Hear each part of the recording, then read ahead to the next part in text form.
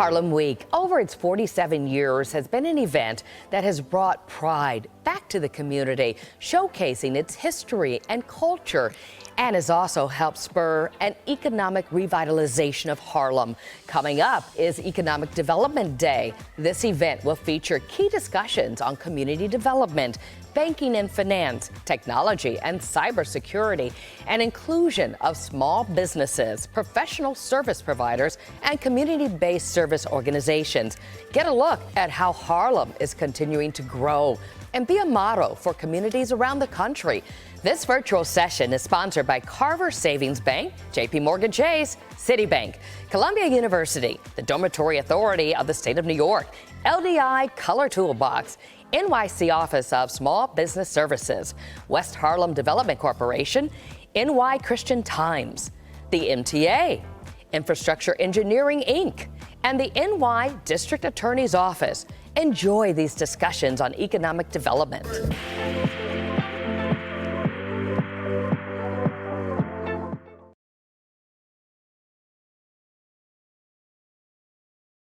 Thank you. Good afternoon, everyone. My name is Nicole King, and I have the honor and pleasure of being JP Morgan Chase's first ever community manager. I lead our flagship community branch located at 55 West 125th Street. I've been with Chase for 12 years, serving in various roles, but I have to say the role of community manager is really my life's work. I bring to the role a deep-seated passion of helping communities with things like financial health, jobs and skills, improving the community by revitalizing the neighborhoods, and helping businesses expand. When I think about, or actually reflect on the fact that 40% of Americans have less than $400 set aside for emergencies. That number is extremely frightening. And when it comes to Black and Brown communities, that percentage is even higher. So we have a lot of work to do. I am extremely proud that Harlem was the first prototype for the community branch model, and we have since proven concept. So the firm is actually expanding this model to 16 cities across the country, opening 16 more community-inspired branches, and hiring 150 more community managers. I'm so honored and privileged to work for a firm that not only talks the talk when it comes to community engagement, but they also put dollars behind the efforts. So we can't do this work, when I think about it, without great partnerships. So thank you to the Greater Harlem Chamber of Commerce for your amazing partnership, and Lloyd and the team at the Chamber. Thank you so much for your relentless commitment to Harlem and the Harlems of the world. So today I am extremely excited to moderate the panel on banking and finance. As I mentioned, I am very passionate about this topic, but I brought together three very distinguished guests that's going to share some insights about their experiences in the industry and how we can collectively move the industry forward and help communities like Harlem. So without further ado, our first panelist, her name is Jackie Humes. Jackie is an area manager and a senior vice president at Citibank. Her career in banking started 23 years ago when she joined as a teller. So she literally started from the bottom. Now she's at the top. In her role as area director, Jackie uses ethical and sound judgment to provide leadership, coaching, and direction to all branch level staff. She is dedicated to developing teams that are customer centric and helping communities improve every day with their financial health. So thank you so much, Jackie, for joining us. Thank you for having me, Nicole. Sure. Next up, we have Mr. Niles D Stewart. Now, Niles is currently the first vice president, head of commercial lending for Carver Federal Savings Bank. Niles has 25 years plus banking experience. He's a veteran whose specialty is in providing access to capital to MWBE businesses in New York. He worked with large banks and is currently at Carver, as I mentioned, a 75-year-old community bank. Niles has managed teams for years in New York and has lent hundreds of millions of dollars in the city to small businesses. Thank you, Niles, for being here today. Nicole, thank you so much. And my hair was brown when I started banking. Okay, well, it looks great now, too. Thank you. And last, but certainly not least, is Mr. Mark Willis. Mark Willis is a senior policy fellow at the NYU Furman Center, conducting research, writing, and speaking on such urban-related policy issues as affordable housing, housing finance reform, community development lending and investment, and Community Reinvestment Act. Mark is also a JP Morgan alum. He was with JP Morgan Chase for 19 years, overseeing its community development program, serving as executive vice president and founding president of the Chase Community Development Corporation. So thank you, Mark, for being with us today. So ladies and gentlemen, that is our panel. So we're going to get started. So my first question is for Niles. Niles, how are banks addressing the gap in access to banking services in general and lending for minority business owners for the work that was worsened by the COVID-19 pandemic? Well, yeah, first, thank you, Nicole, for moderating this. You're doing a wonderful job. Carver is a 75 plus year financial institution and a CDFI community bank that was founded because there was not access to traditional banking services or capital or home loans or anything in the communities that we served. So we've always been close to the ground. Our model has always been working through our branches, but COVID, because of the pandemic and the quarantines that were in effect, we moved to a virtual model, and we are relying heavily on technology like every other institution is.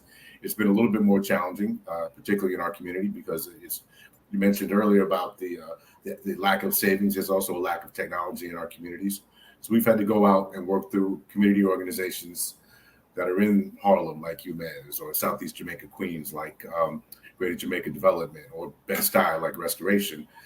We partner with these community organizations that are very close to the ground to get access to their constituents, so we can provide them with the access to capital that they need and the much needed banking services. And we were very active in PPP as well. Thank you. Thank you for that. And I would just have to mention that JP Morgan Chase actually recently announced a $6 million direct equity investment to Carver, and Carver shares has been serving the community since 1948, and we really do value your partnership, and you guys really share the same priorities, right, and commitments as we do, such as educating people, empowering them through financially, and understanding their unique needs. 100%. So thank you for that.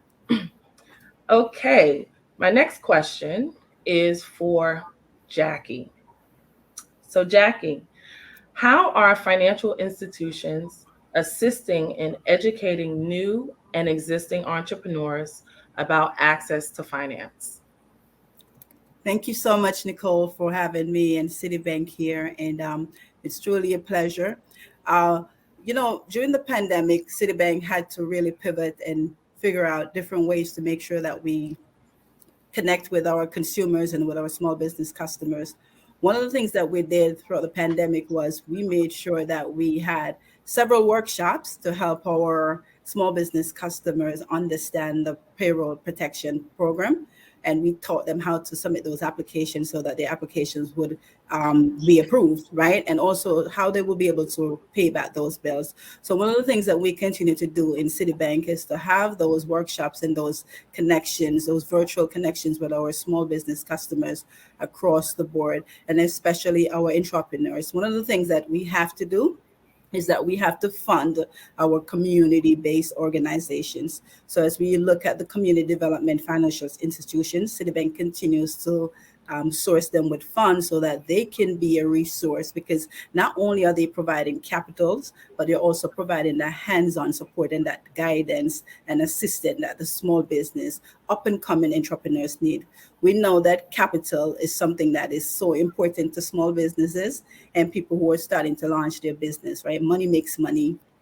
And one of the things that Citi did was we identified quite a few community development financial institutions where we sourced them with 500,000 of unrestricted funding that they could use to support local businesses. And these are Black and Brown communities, minority women, and immigrant entrepreneurs, so that they're able to help them with the education that they need, the capital that they need, and the support that they need, because they need help navigating the system and getting access, right? While we have a tremendous amount of opportunity to help them in the banks, sometimes these unbanked and underbanked communities really don't have the access that they need. And that's why the partnership that we have with the CDFIs is so important. And that is something that Citibank has done pre-COVID.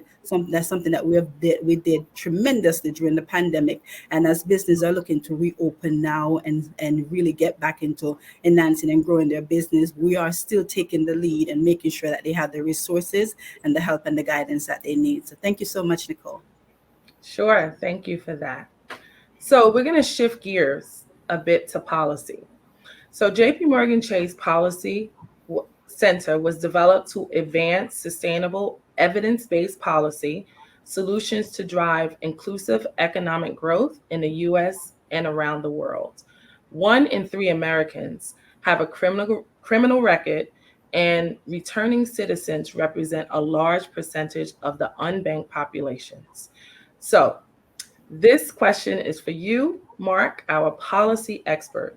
What policies are being enacted to support returning citizens to ensure that they have entry to the banking systems?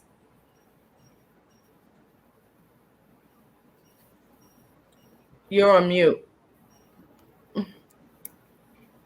Yeah, unfortunately, there's construction going on here. So okay. If you hear a buzz, I apologize for that. Of course, it just started now, but that's why I put them on mute. So that's a great question, because I think I know that banks realize, and I think Jackie made clear, that it's more than just lending money here. It's really what ways can an institution like Chase or Citi or Carver help the community, and each have their strengths to do that. One of the intriguing things that JP Morgan has done recently, and President, CEO Jamie Dimon has spoken out about helping reentry from people who are coming out of prison or jail, and making sure that we don't exclude these citizens from being able to get full employment. We've had laws in the past that, particularly in the financial area, have made it difficult to hire some of these folks. And so expanding the opportunities here is a key part for helping people to actually rejoin society as full citizens and take care of their families. So it's very impressive that the banks now are focusing much more on being corporate citizens. There's a whole debate in the corporate world about, do they work for the shareholders or for the stakeholders? And we're seeing more thinking about stakeholders. So it's really impressive what all three of you are able to do and are doing now in helping the community. Thank you. Thank you for that. In fact, our policy center is actually standing behind policy to have the question on job applications: have you ever been convicted of a crime, to be removed? So we're really excited and getting behind policies that really support inclusive growth for economies, especially like Harlem and communities like Harlem. Thank you for that. Right. Okay, our next question is actually for Niles. Niles, how can the SBA, the Small Business Association, how can their programs provide counseling, capital, and contracting expertise for small businesses? How can it be made more accessible to them? So that's a tremendous question, especially now, right? The SBA has been instrumental in keeping several businesses open for the past 16 months through the Paycheck Protection Program. They are a government bureaucracy that is overtaxed in terms of resources. They're doing their best, so it's really up to CDFIs, financial institutions like ours that have a commitment to the community to be on the ground, providing that guidance, providing that technical assistance, working with the small businesses, conducting events like we're doing in Harlem Week, and working through organizations like the Greater Harlem Chamber of Commerce. So we take the foundation of what the SBA has given us, and it's our job to kind of distill that down, get it to the people that are on the ground, get access to capital to the businesses, provide them with the guidance that the SBA has, put them in touch with people like SCORE, and New York City has Department of Small Business Services. So a really more holistic approach. You know, the ones was just saying it takes a village to raise a child. It takes a village to help a small business also. So it's really in the laps of CDFIs, community banks, and the community arms of our large money center banks. Thank you for that. Thank you. And I couldn't agree more. You know, it's staggering to know that actually 4%, actually Black people represent actually 13%, right, of the U.S. population, but only 4% of Black people own small businesses. So what we're doing here at JP Morgan Chase is that we launched a new program designed to help entrepreneurs in historically underserved areas get access to coaching, technical assistance, and capital. And over the next 5 years, we plan to commit $2 billion in loans. So I think that in That's fantastic. in partnership of what you said with the SBA is really going to help these small businesses, because I mean, after all, they are the heartbeat of our communities and the largest employers. I want to add also, even companies like Amazon have realized the need for Black-owned and Latino-owned businesses. So they have initiatives also that are throwing capital and coaching and resources and improving that number as well. Yeah, thank you for that. Jackie, do you want to add maybe some sentiments on how the SBA can help make more resources accessible to very local small businesses? No, absolutely. I think we have a tremendous opportunity there, Nicole, and I like what Niles have shared with us. We do know that the capital allow companies to be competitive in the marketplace, and unfortunately, many small business owners, and especially the minority business owners, have a hard time getting it. So this is where the community partnership, the educational seminar, and us creating awareness, this is how this is going to be really important. We need a greater focus on small businesses. They have to be able to access contracts with limited competition. They have to be able to access the specialists that they need to navigate the processes. So City Foundation investment in community organizations is very important. We believe that the community organizations are the eyes and ears of the small businesses, and they have a unique opportunity to provide them with the expertise and the assistance needed. While the big banks are doing, I think, a great job, we have to continue providing resources for the community organizations, those nonprofits that work directly with the small businesses, because that's how we're going to get the greatest impact. Wonderful. Thank you for that. All right, staying with you, actually, Jackie.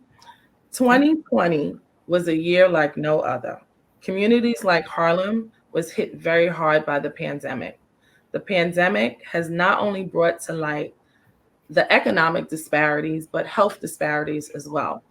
As area director for the branches in Harlem, can you talk to us a little bit about how you had to shift or pivot your leadership style to support your team that actually helps community residents?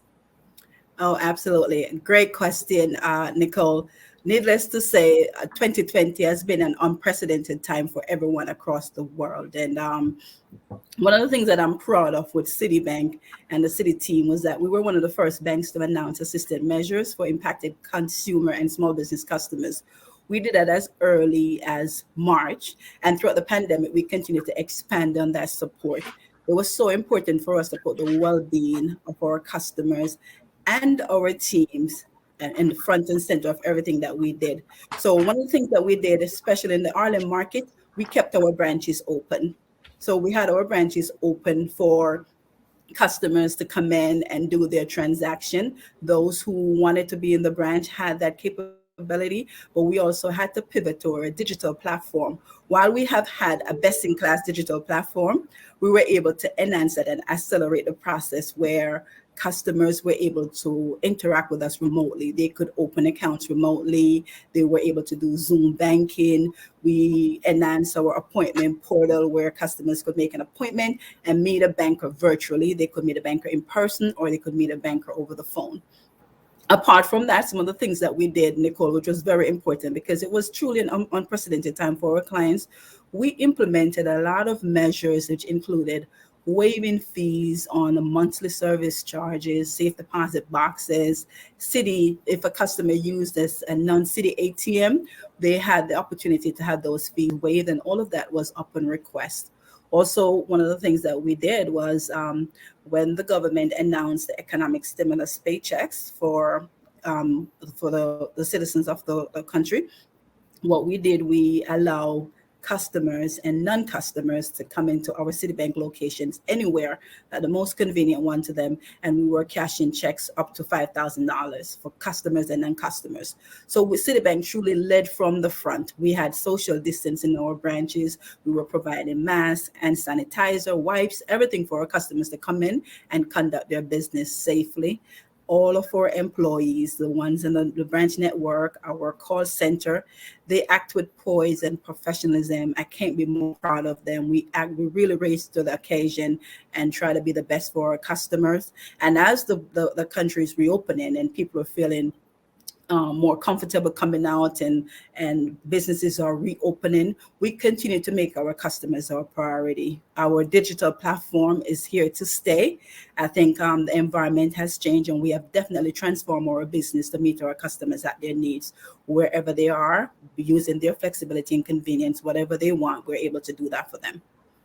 Thank you. Thank you for that. And, as I reflect over this past year, one of the things we did here at JP Morgan Chase, and particularly at the Harlem community space, is we have community space, and we had to, our branch innovation team has worked from home, and we reached out to our community partners and said, we have this space. How can we actually repurpose the space to make better use of it for the community? And what they told us, they said, Nicole, 46% of this community does not have access to Wi-Fi or broadband. So if you can actually create a space in the branch for residents to come and get on Wi-Fi for free, that would be great. So we actually did that. So from the hours of 9 to 5, anyone from the community can actually come into the branch here located at 55 West 125th Street and use our Wi-Fi for free. And if you don't have a device, we actually have limited devices that we can lend to you and use. So that has been a game changer and a huge support to the community. So thank you, Jackie, for sharing.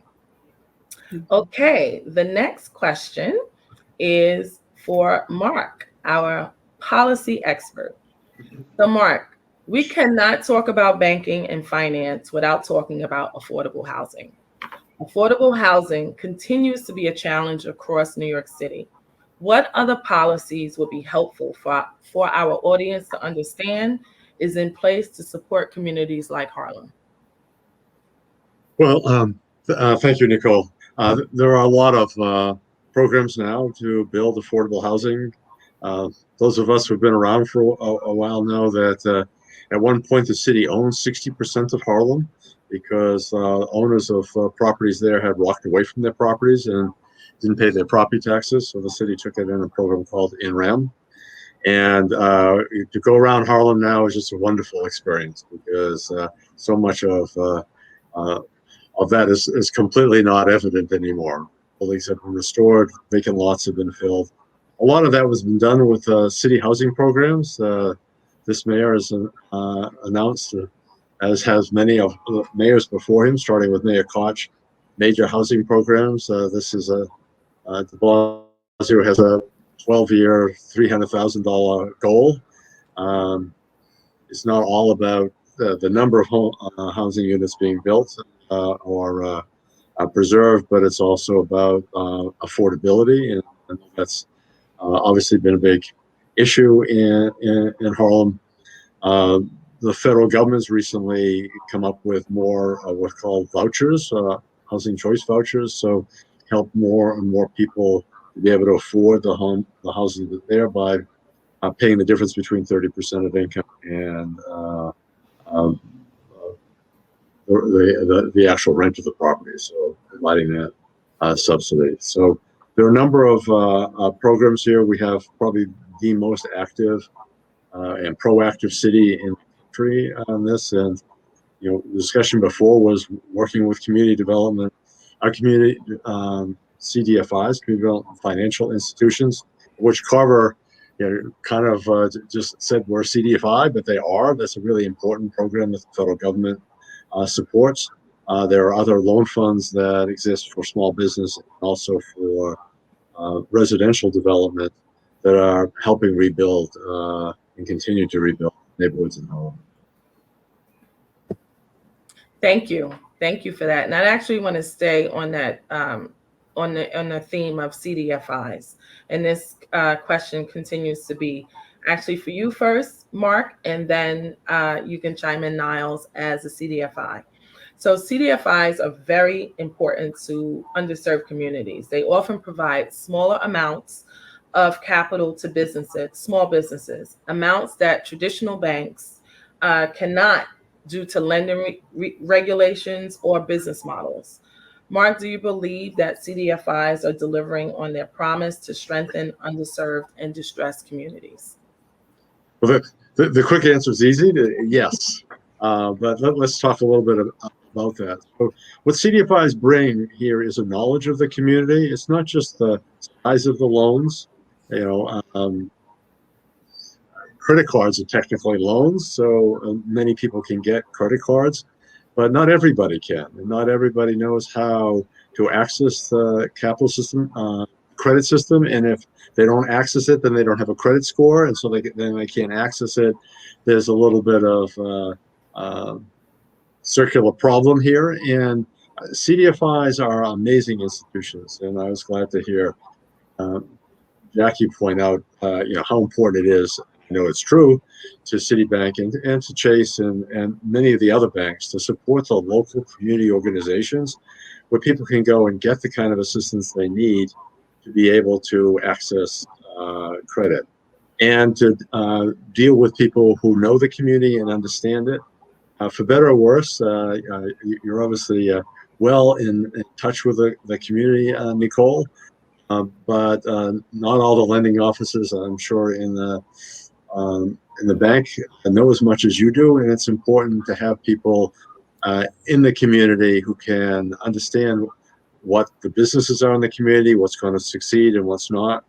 As you mentioned before, I ran community development for many years at JP Morgan Chase. And I always said, and obviously is true, it makes no sense to make a loan that's not going to work. So the most important thing is not just the money, it's making sure that the institution, the owner, whoever, knows how to use it best and makes sure that that owner has access to everything that he or she needs in order to be successful. And CDFIs have turned out to be incredibly successful doing that. The federal government provides large subsidies to that area, but CDFIs also tap major credit lines from Citi and Chase and other institutions that help leverage all of this effort to help more and more of the local businesses. I mentioned in Harlem, there's also UMAS, the Upper Manhattan Empowerment Zone. I used to be on the board of what's called BRISC, which is you can go there and get assistance. I know there's a Grand Central, Uptown Grand Central local bid, business improvement districts. People should know there are lots of ways to access this information and access the kind of expertise that would help them be able to get financing. And I know Carver Niles is quickly going to point out here, as he mentioned before, was really critical helping local businesses access PPPs. With people who didn't necessarily have an account with one of the large banks, nevertheless needed assistance, needed somebody that would actually hold their hand and be able to help them. So I think you said you were going to go to Niles first. Maybe I've prepared provided a good transition for him.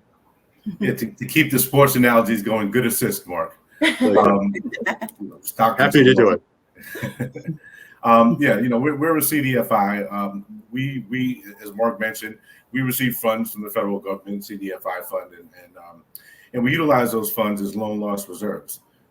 Making these loans in the community are going to be a little bit more risky, and default rates are going to be higher.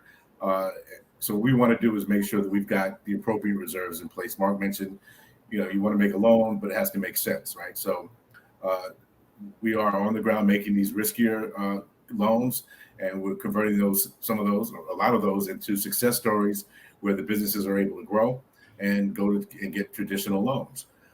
So that there is a lot of handholding involved. There's a lot of work with community organizations.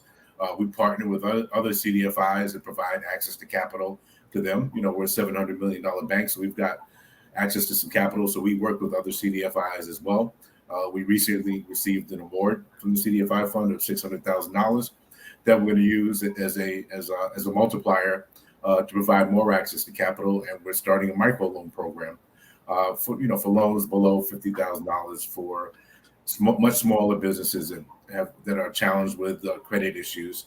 And we focus on keeping the rates low so that we don't look like a predatory lender or credit card. So our rates are almost market rate that provide the businesses with the ability to have positive cash flow when they're making payments on these loans. Wonderful. Thank you. I actually think Niles is being a little bit too modest in this sense. Small business lending is very difficult. Yeah.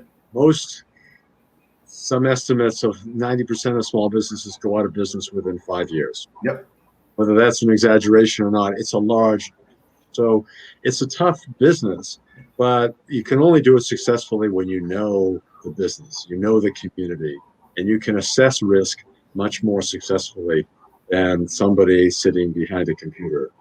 So having institutions like Carver in the community and knows when somebody walks in, oh, that's down the street. I saw that. I know how many people walk by that shop, whatever we're talking about. It's just really important. And it's something that Carver is really able, because of its location, because of its history, is really able to do things that complement what all the banks are doing. We talked earlier today, Nicole, about 125th Street. There are plenty of banks now on 125th Street. Yes. I remember when Chase was there alone. Yes. Pretty much. Along with Carver. Sorry. Yes, I actually meant to say that was the key part, and I left it out. Very good. Right. So in the communities that we serve, Harlem, Bed-Stuy, Crown Heights, Southeast Jamaica, Queens, for a long time, Carver was the only bank in these communities. Now 125th has every bank institution there.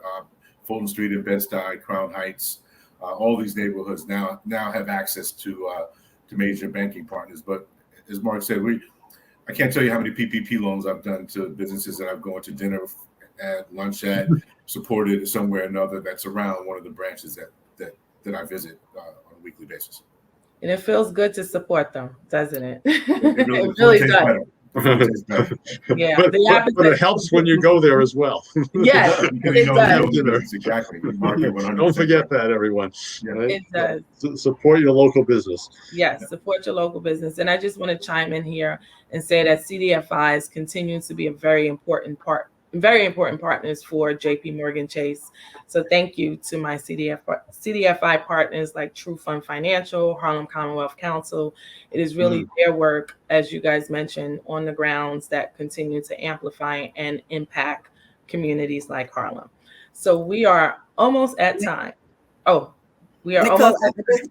Yes. I don't know if I can just add something on Yes, sure. because I agree with Niles and Mark and yourself. I think while there may still be room for improvement as it pertains to CDFI, I just want to say that Citibank enjoy the relationship that we have with them. We see them as trusted partners and leaders in the community. And to Mark's point, you know, they have that grassroots connection that we won't see when we're sitting in our offices. So we believe that they play a vital role. And again, it's not just the capital, it's that hands-on support and assistance that they give to the businesses. And that's the reason Citibank continue to fund them and to make sure that they have the ability to pivot, to adjust, and to really expand, especially in this time where the needs of the businesses are going to be changing and are going to be even more increasing with everything that's going on with the pandemic and business looking to reopen. You know, if I just want to add something really obvious that comes out of this, which is if people are watching this and wondering, where are these banks and why aren't I being helped?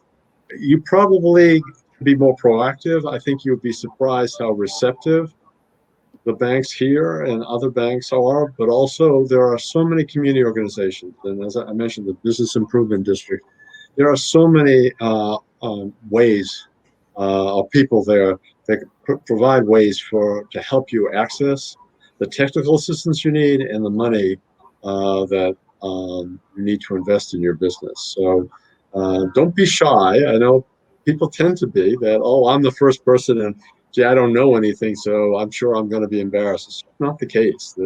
You're hearing here how eager institutions are to be able to help everyone be successful. Thank you for that. That's a great point, Mark. We've got 3 competitive banks here that are reaching out to you folks in the community. We're all here for you. We may be competitors, but we're also colleagues. And we work together. We have people that have accounts with all 3 institutions. So walk into one of our branches. You'll meet plenty of friendly people that really want to help you. Absolutely. And I want to close with this. And I'm glad you brought that up, Niles. I think this panel is a testament into what the Greater Harlem Chamber of Commerce does for a community, right? They bring people together at the table and bring them together to help the community and move the community forward. So if you're definitely not a chamber member, I encourage you to become one, because you see the work and their commitment to the community by putting on this panel. I thank all of my panelists so much for being a part of this very important conversation. To the Harlem and the Harlems of the world, as my colleagues said on this panel, we truly, truly want to help you. So make sure you reach out to either one of us. We are in the community. Our social handles are under our names. You can contact us on LinkedIn. You can send us an email, but we are truly, truly committed to helping you, your small business. If you're an individual, we want to help you with your financial health. So thank you, thank you, thank you. Thank you, Niles. Thank you, Jackie. Thank you, Mark, for being great panelists. And I see you guys in the community. Hello and welcome. I'm Michael Pugh, President and CEO of Carver Bank. It's my honor to participate in the Economic Development Day Forum. Carver is a 72-year-old Black managed bank headquartered in Harlem. Our founding members, comprised of community leaders, created the institution because they saw a need to support economic development and wealth building in African American and Caribbean American communities that we serve. Today, our mission remains strong as we continue to serve Greater New York City, including historic and important communities like Harlem and Upper Manhattan. Our focus on minority and women entrepreneurs has enabled us to provide over $70 million in access to capital to entrepreneurs in the past 2 years and support the preservation of more than 5,000 jobs through the Paycheck Protection Program in response to the pandemic. Minority and women-owned businesses need capital now more than ever. According to a recent study from the National Bureau of Economics, the number of Black businesses actively working fell 41% from February to April 2020, representing a massive loss of 440,000 Black business owners. The failure rate is systemic of many issues that include, but not limited to, often the starting base of capital is lower for many of these businesses.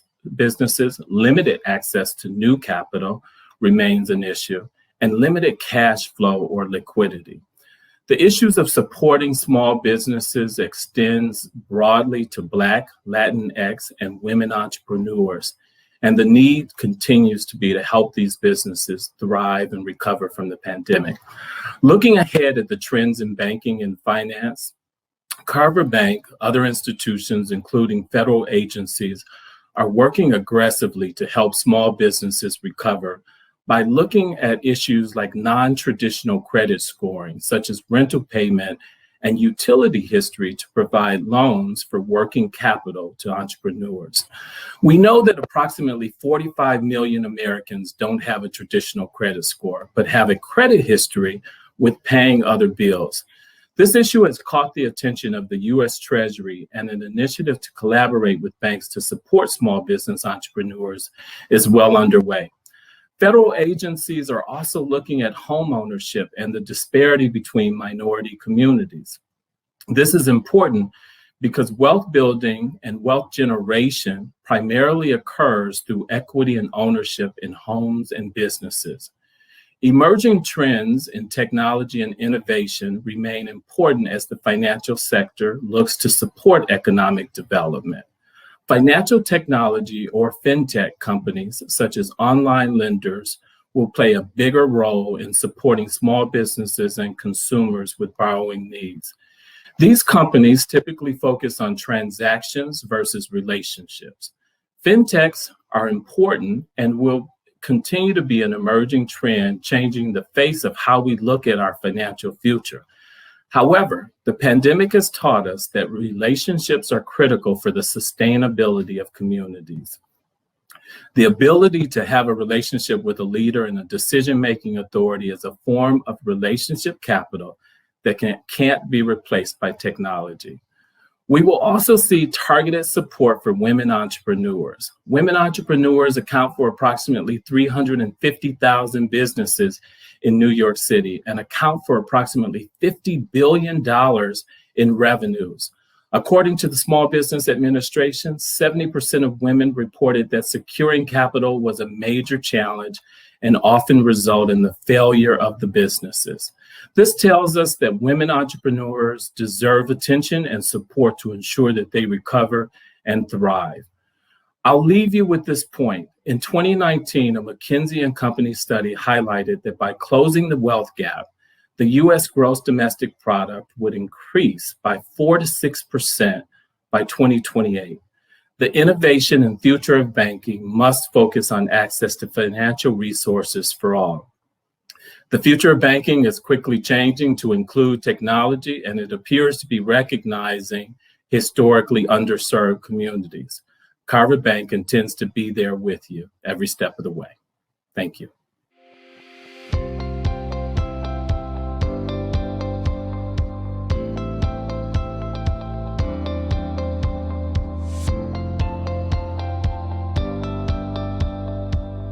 Hi everyone, I'm Shayla Murray, Executive Vice President for Public Affairs at Columbia. Welcome to Harlem Week, brought to you by the incomparable Greater Harlem Chamber of Commerce. This past year and a half was one of the most challenging periods in Columbia's history, but we are ready to turn the page. Our 33,000 students are returning to campus in the fall, and in January, the new Columbia Business School will officially open its doors, bringing our Manhattanville campus to life with students, faculty, and visitors from around the world.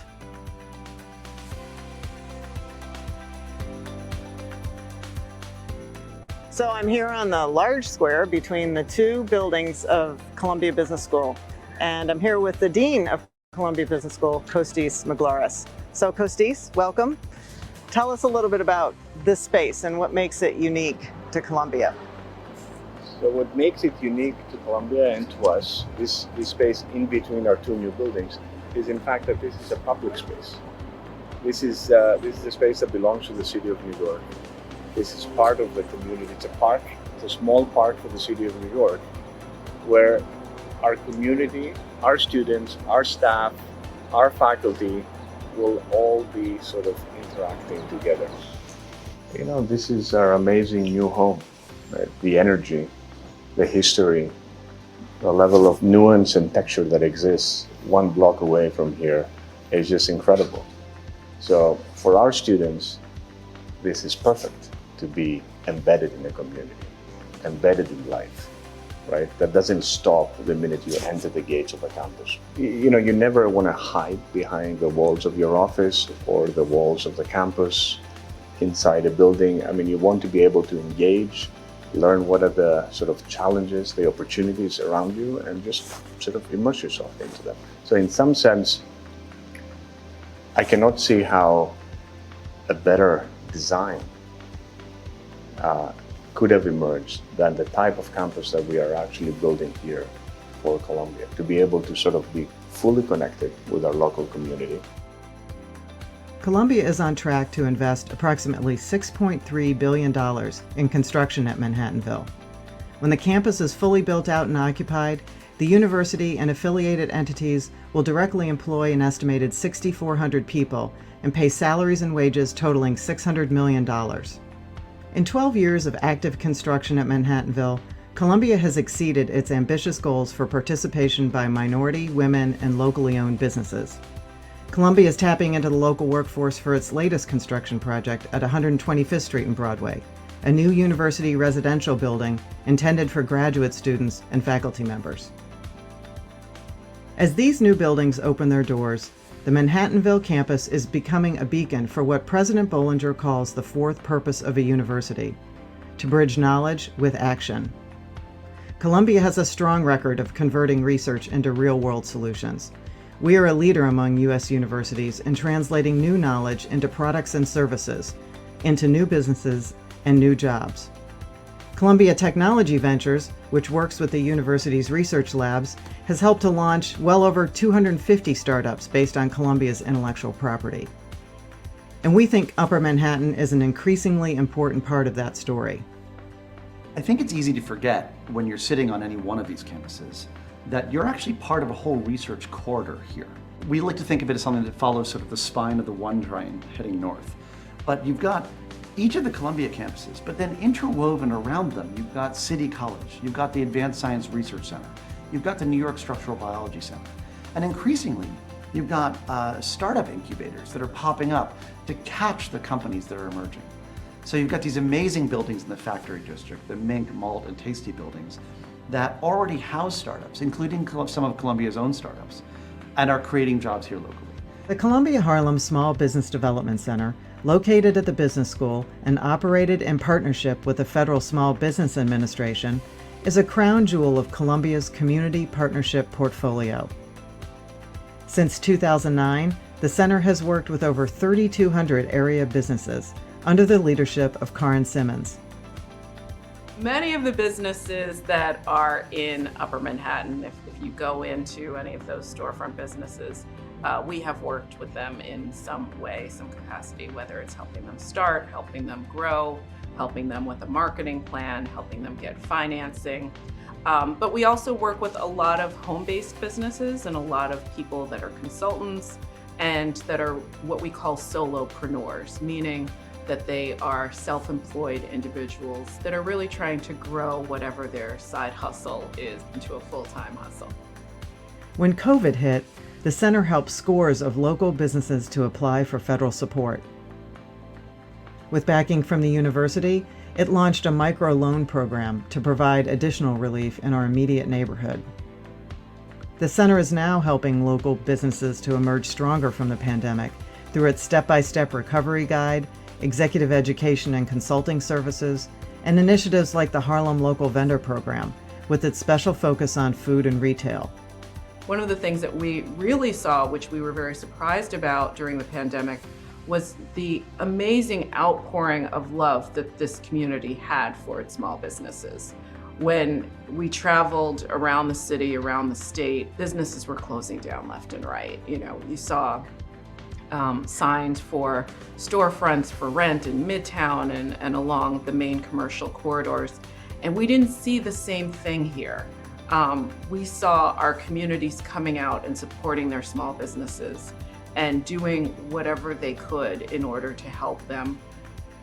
The Wellness Center, located in the Jerome L. Green Science Center, has been training community members to be health advocates and providing services like free cholesterol and blood pressure screenings for years now. But COVID has transformed it. As part of Columbia's pandemic response, the center has organized vaccine pop-ups, enrolled hundreds of local residents in health plans, and provided food relief to local senior centers. We've been working in Harlem now for over 20 years on the ground with a number of churches, and we wanted to use our existing networks to really build a foundation for partnerships to thrive by creating a community health worker training center within which folks from the health ministries could come and be trained. So absolutely, economic empowerment is a healthcare issue. And healthcare is an economic issue. And the COVID pandemic has shown how intricately linked, health and the economy is. If there's a healthcare crisis, there will be an economic crisis. And if there's an economic crisis, there will be a healthcare crisis. Thanks for spending time with us today. We are grateful to everyone at the Chamber, to our local elected officials, and to community and business leaders for your partnership and support throughout this extraordinary period.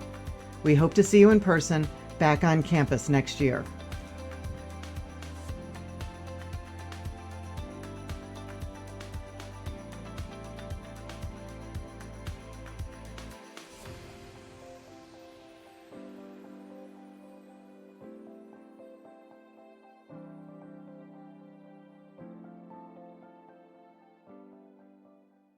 Hi, I'm Michael J. Garner. I'm the MTA's Chief Diversity and Inclusion Officer. The MTA, as you know, is the largest transportation network in North America. And I'm happy to convene and moderate this very, very important panel that's going to talk about some very, very important initiatives, including opportunity zones and economic and community development. And so we are on the eve of President Biden's $1 trillion economic and jobs bill program that's getting ready to be approved. And what does that mean? That means that cities and towns and states in this great country that we live will be flush with our federal funding.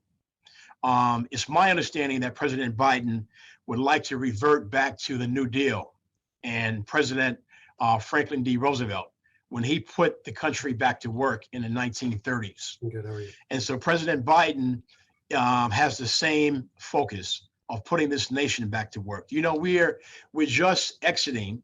I thought that we were exiting 3 pandemics. The first pandemic is a health pandemic. Second pandemic is an economic meltdown, because when Black America, Latinx America are suffering, when the country is in a recession, Black America, Latinx America are in a depression. And then we have both international and national civil rights protests. I thought she'd answered you. And so we are exiting all of those until recently. Now, there seems to be a new variant that's circling back around. Okay. And so we need to be prepared for this federal funding that's getting ready to come down. And so it is my understanding that the various congressional delegations here from the state of New York have a mandate.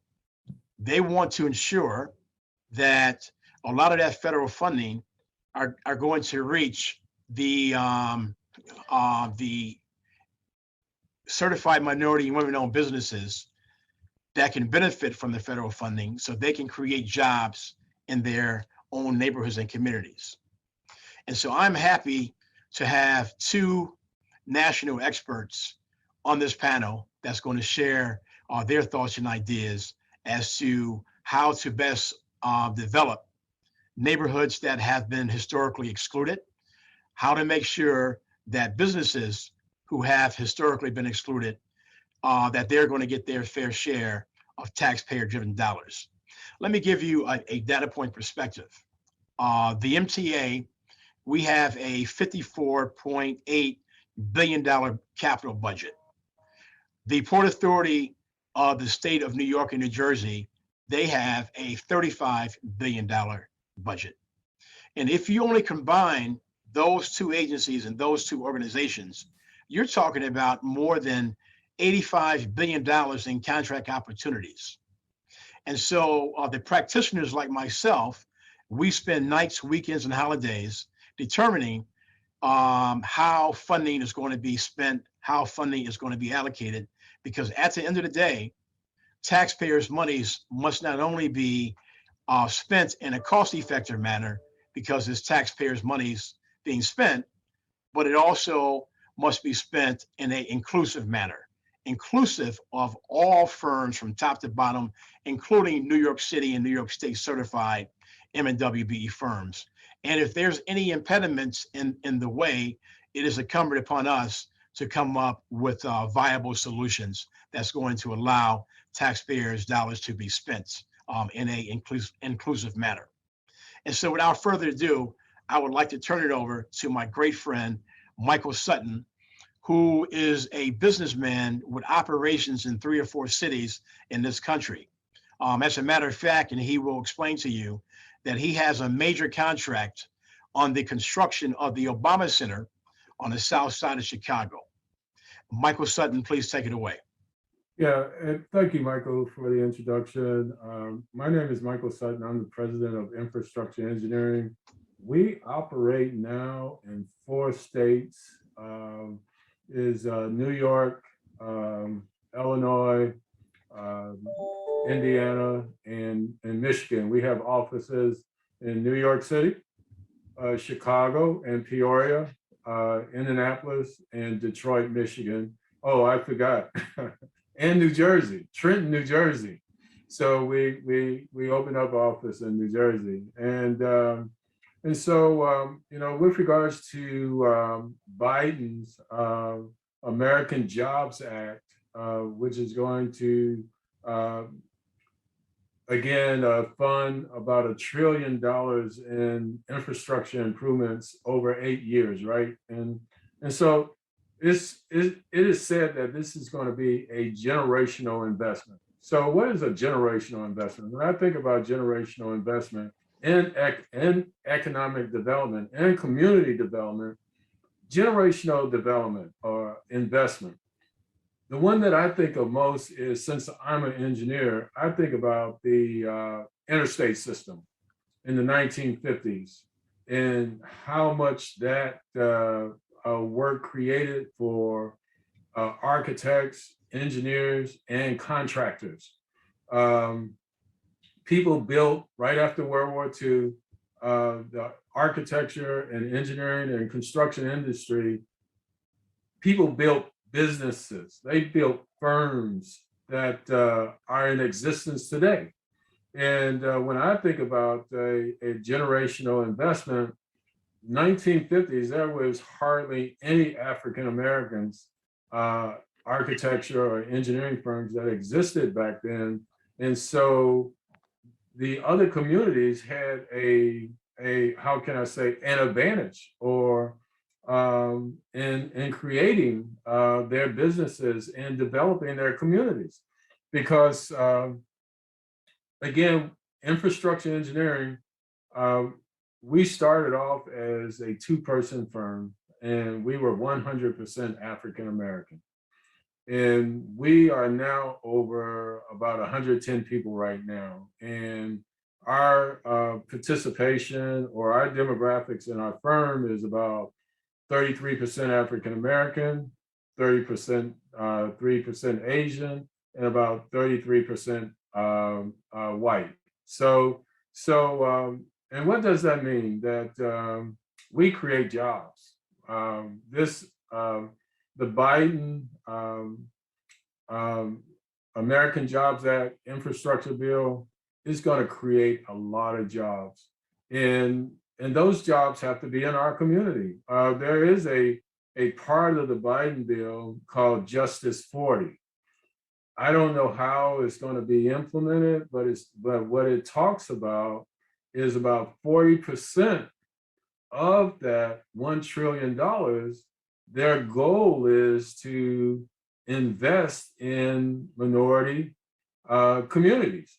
And so we're waiting to see how that's going to roll out and what type of program that's going to be. But again, with all the money that is being invested in infrastructure, roads, bridges, broadband, water, sewer, electrification of our grid system for electric vehicles. It's to another thing that is really, really huge is the removal of water, lead service lines. These are huge programs that is going to be all across our nation. And one of the challenges, I've been on many, many calls, one of the challenges that we have in the architectural and engineering community, we're talking about how we're going to staff these. Where's the labor going to come from? Where's the intelligence going to come from? And this is, again, a great opportunity for training and education. And that has to start, I mean, that has to start right now. Hopefully it has already started. All those people that's been trained, there's going to be a lot of work to be done. And we're thinking right now, how are we going to come up with all the people to do this work? And so, again, I'm thinking creatively about that. And I can talk about some of the ideas that I have regarding that, but I'm going to turn this back over to Michael and give Jack opportunity to talk about things from his perspective. Thanks, Mike, for giving us a overview of your company and the number of cities that you are currently operating out of. And I wanted to turn it over to Jack from West Harlem. And Jack, if you can give us a introduction of who you are and what your organization specializes in. Thanks. Thanks so much, Michael, for having me. It's a real privilege to represent West Harlem Innovation Network. We call it by its initials, WIN, in this capacity. By way of introduction, my name is Jack Januszewski. I'm a vice president at Spring Mountain Capital, an investment firm in Midtown. And WIN, West Harlem Innovation Network, is our latest and greatest concoction that we're really thrilled about. To be honest, it's the most exciting thing I've ever been involved in, and certainly the folks here agree with me. Broadly speaking, we are a opportunity zone initiative, which I'm happy to get into in all the detail that's required during this session. But very basically, it was an initiative that came out of the previous administration, but was part of the Tax Cuts and Jobs Act of 2017. It was one of the few and the proud, entirely bipartisan elements of it. It was co-authored and proposed by Senators Cory Booker and Tim Scott. Broadly speaking, the Opportunity Zone Initiative, it funnels private capital gains dollars into specific geographies, census tracts that are deemed to be opportunity zones, qualified opportunity zones as they're called, by the governors. And there's 8,700 of them throughout the country. They're readily available on the internet. If you Google them, the maps are pretty robust online. And it opens up businesses for opportunities to receive private investment. The idea behind the policy was to unlock this sort of heretofore underutilized capital and funnel it into specific geographies in a very targeted manner. And it comes with all sorts of strings, benefits for investors, obviously, but also requirements for that capital, specifically time, 10 years of utilization in that community to get the full benefits, which is what to be frank, what investors care about. So the idea is it's a mutually beneficial type of policy that was crafted with great care, and thus far, for better or for worse, it has been largely a real estate asset class. This is something that we identified early on here at Spring Mountain. When the policy was first announced, we had a strong suspicion that it would be utilized in this manner. We're not real estate folks, to be honest. It's not something that we specialize in. It's not something that we knock. It's just not what we're experts in. We focus on companies. And one of our close friends gave us a challenge. Hey, could you use this policy to invest in companies, to do what you regularly do, to invest in startup businesses that develop jobs? And that was a challenge that we were given almost 2 years ago now. And we've been hard at work. I kind of describe it in waves, where we did a period of time of can we do this? A period of time of if we did this, where would we do it? How would we do it? And then a period of time of, all right, it's go time. Let's get going and launch this initiative. And there was a pandemic somewhere in there as well. So it's been quite a journey, and we're thrilled to be launching this initiative and hopefully funneling capital into startup companies that develop jobs, businesses, and almost the most important bit of it, pathways to higher paying job opportunities for, in our particular focus, the West Harlem community, but the greater Harlem and Upper Manhattan community writ large, and hopefully down the line throughout the country. We're pitching this as a classic New Yorker. If we can make it here, we'll make it anywhere. This policy is national, and we think that Harlem, to be frank, should lead the way in this initiative. Show the rest of the country, hey, this is how this policy is meant to be done. Now let's do it elsewhere in other communities that might need win, for lack of a better way. It doesn't have to be us. We want to lead by example and do this in Baltimore, Philadelphia, and other places eventually. So it's a very high level, rapid fire overview, Michael. I'm happy to respond to any immediate questions you have, or I can go through the kind of op zone mechanics a little bit. I entirely defer to you on how you want this conversation to go. Yes, let's stay on the opportunity zones for a minute. And one of the criticisms that I'm hearing is that those communities who were seeking opportunity zone funding, they were not successful, but yet Stephen Ross and the related group who has transformed railroad tracks over on the west side of Manhattan into a mini city called Hudson Yards. Now, Hudson Yards is the largest construction project in the history of the country. It's a $20 billion 10-year project where the west side now has been transformed. But someone said that although that there were a number of impoverished neighborhoods who were seeking opportunity zone funding, were not successful, but yet Stephen Ross was in building a new city called Hudson Yards. And so there is a disparity when it comes to these government programs. The people who have the ability to hire expertise to apply for the grants are successful, but the nonprofits and organizations who are in impoverished neighborhoods sometimes are not successful in securing funding for their respective neighborhoods. So can you just basically talk about that for a second? Sure, and I obviously invite Michael to chime in as well, Michael Sutton to chime in as well. But what I'll say, I can't speak to related in that specific project, but what you're fundamentally asking, if I can kind of infer it, is the question of access and the kind of surfeit of real estate projects that flew into the space right off the rails. The op zone legislation, a lot of projects. I think that Michael Sutton could probably agree with me that Hudson Yards was not thought of in 2017 when the policy passed, right?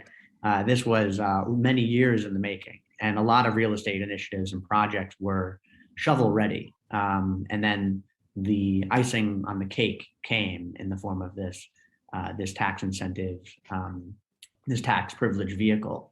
So a lot of real estate folks were ready to go. And again, as I said earlier, for better or for worse, a lot of real estate developers, the relateds of the world, have a lot of access to capital.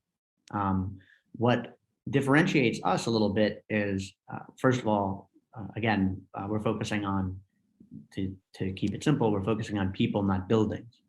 And I can better explain what that means if you'd like.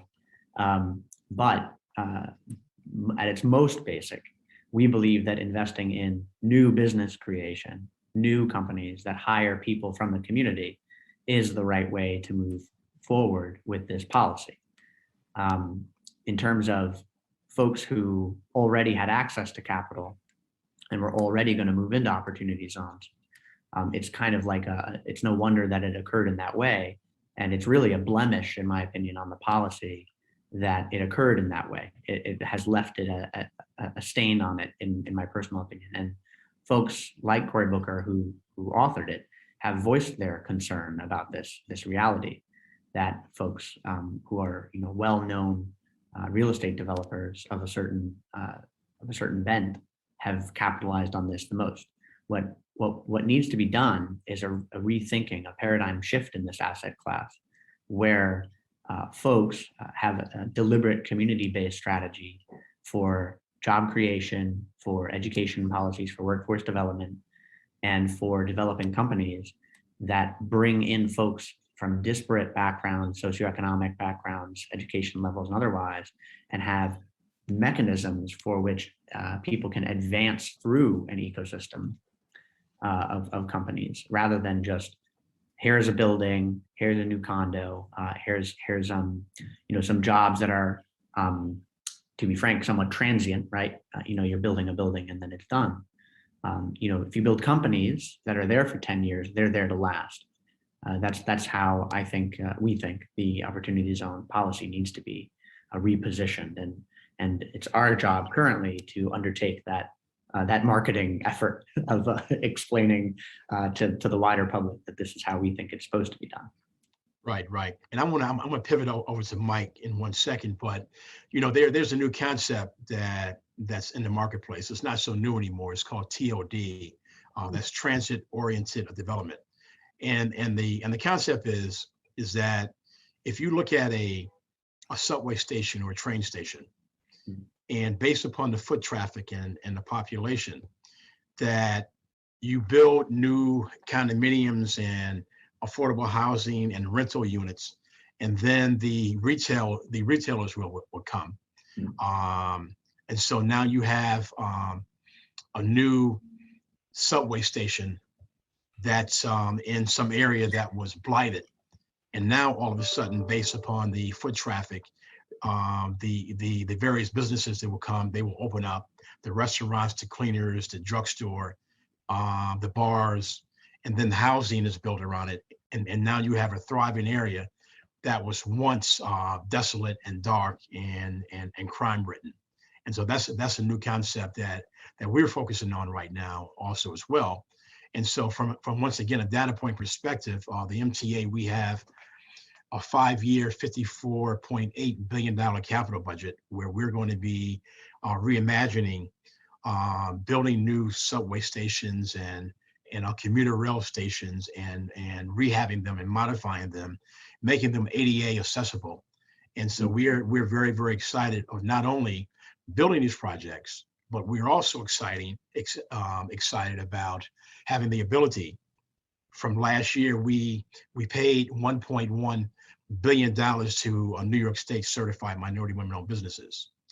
And so there's a formula that was created by the New York State Department of Transportation, which simply indicates that for every $1 million that's spent in capital construction, a total of 24 jobs are either created and or maintained. And so for the first time in history, you're seeing contract opportunities being afforded to those businesses, certified minority businesses and women businesses, who have historically been shut out. And so we're now seeing a new paradigm shift. So for example, last week we had the ability to award the second largest contract in the history, Mike Sutton, of the New York State MWBE program, which was created by Governor Mario Cuomo in July of 1988.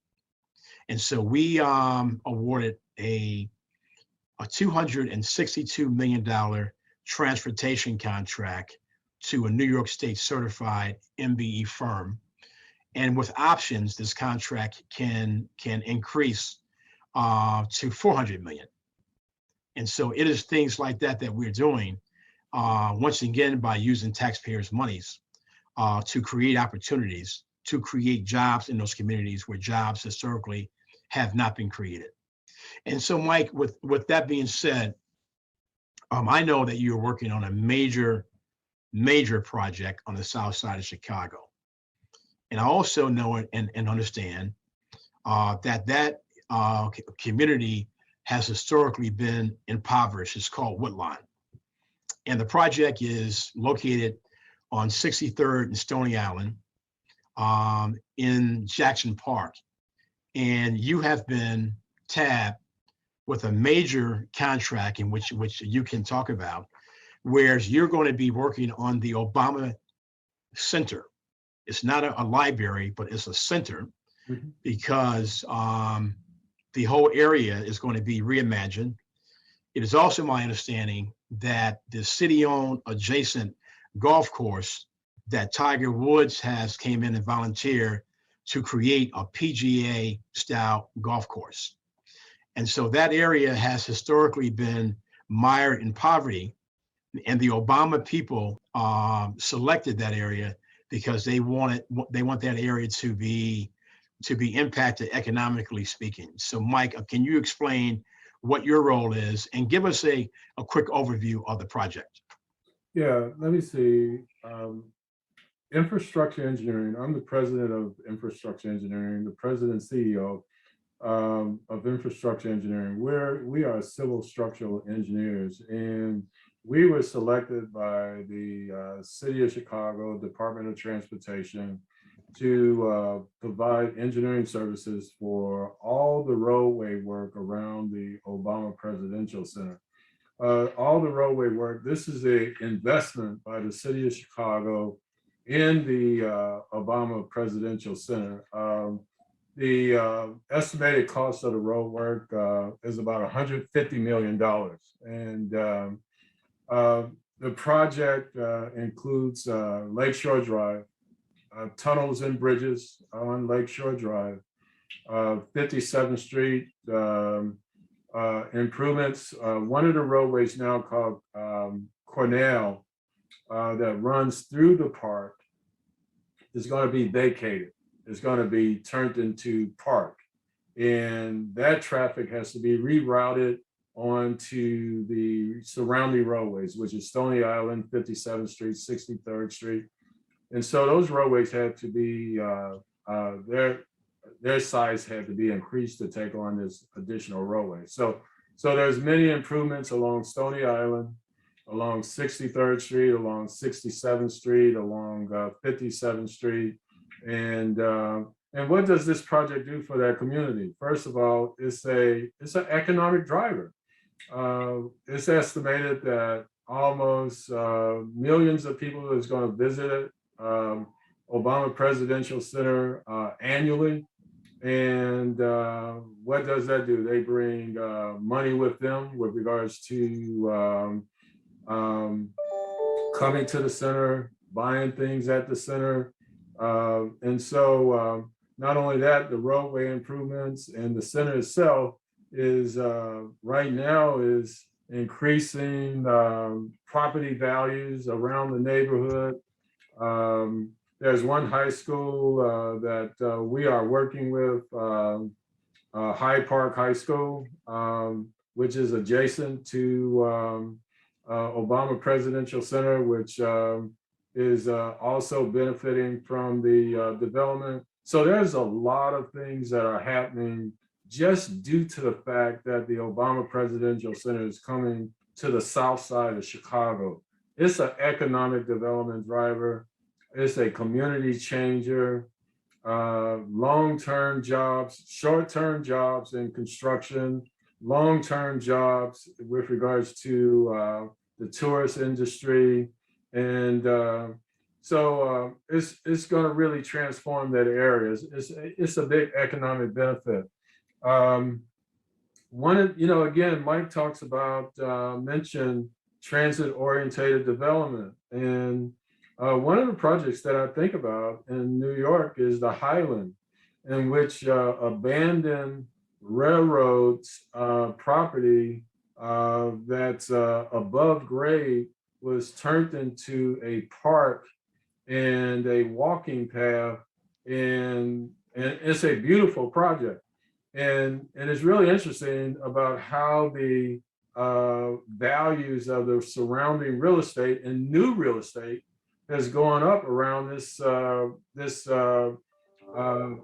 public investment, and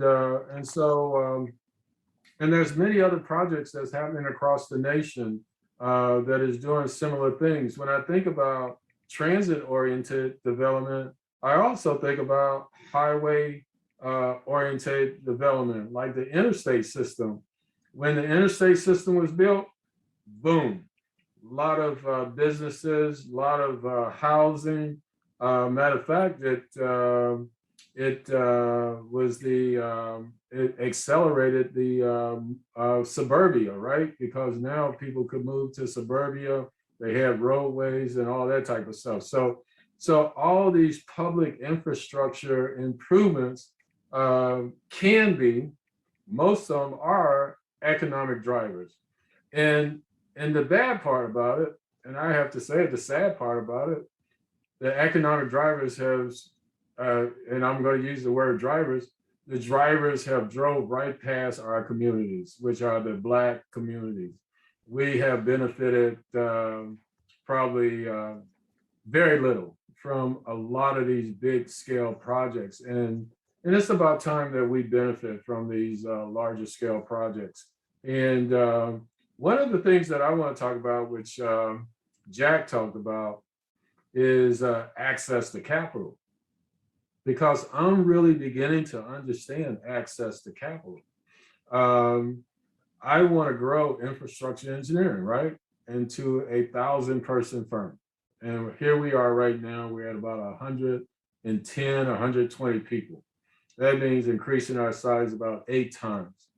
And you know what that's going to take? That's going to take a lot of capital. And can I generate all that capital internally? No. Right now, we're talking to bankers, we're talking to investment, private equity firms, we're talking to the SBA, we're looking for financing. One of the things that, like I said, one of the things that I'm really beginning to understand is this access to capital. Most of the growth that infrastructure has experienced has been funded from our internal profitability.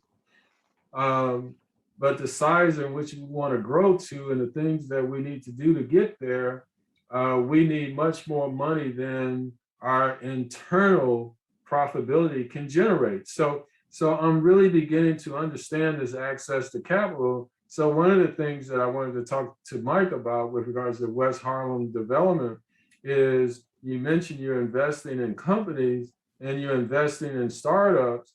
And so my question to you is, what type of startups are you investing in? And startups, I understand there's very few angel investors out here. And so angel investors, usually your mother, your father, your cousin, somebody that is close relative that say, hey, I'm going to give you $1 million, and whether you pay me back or not, it doesn't matter.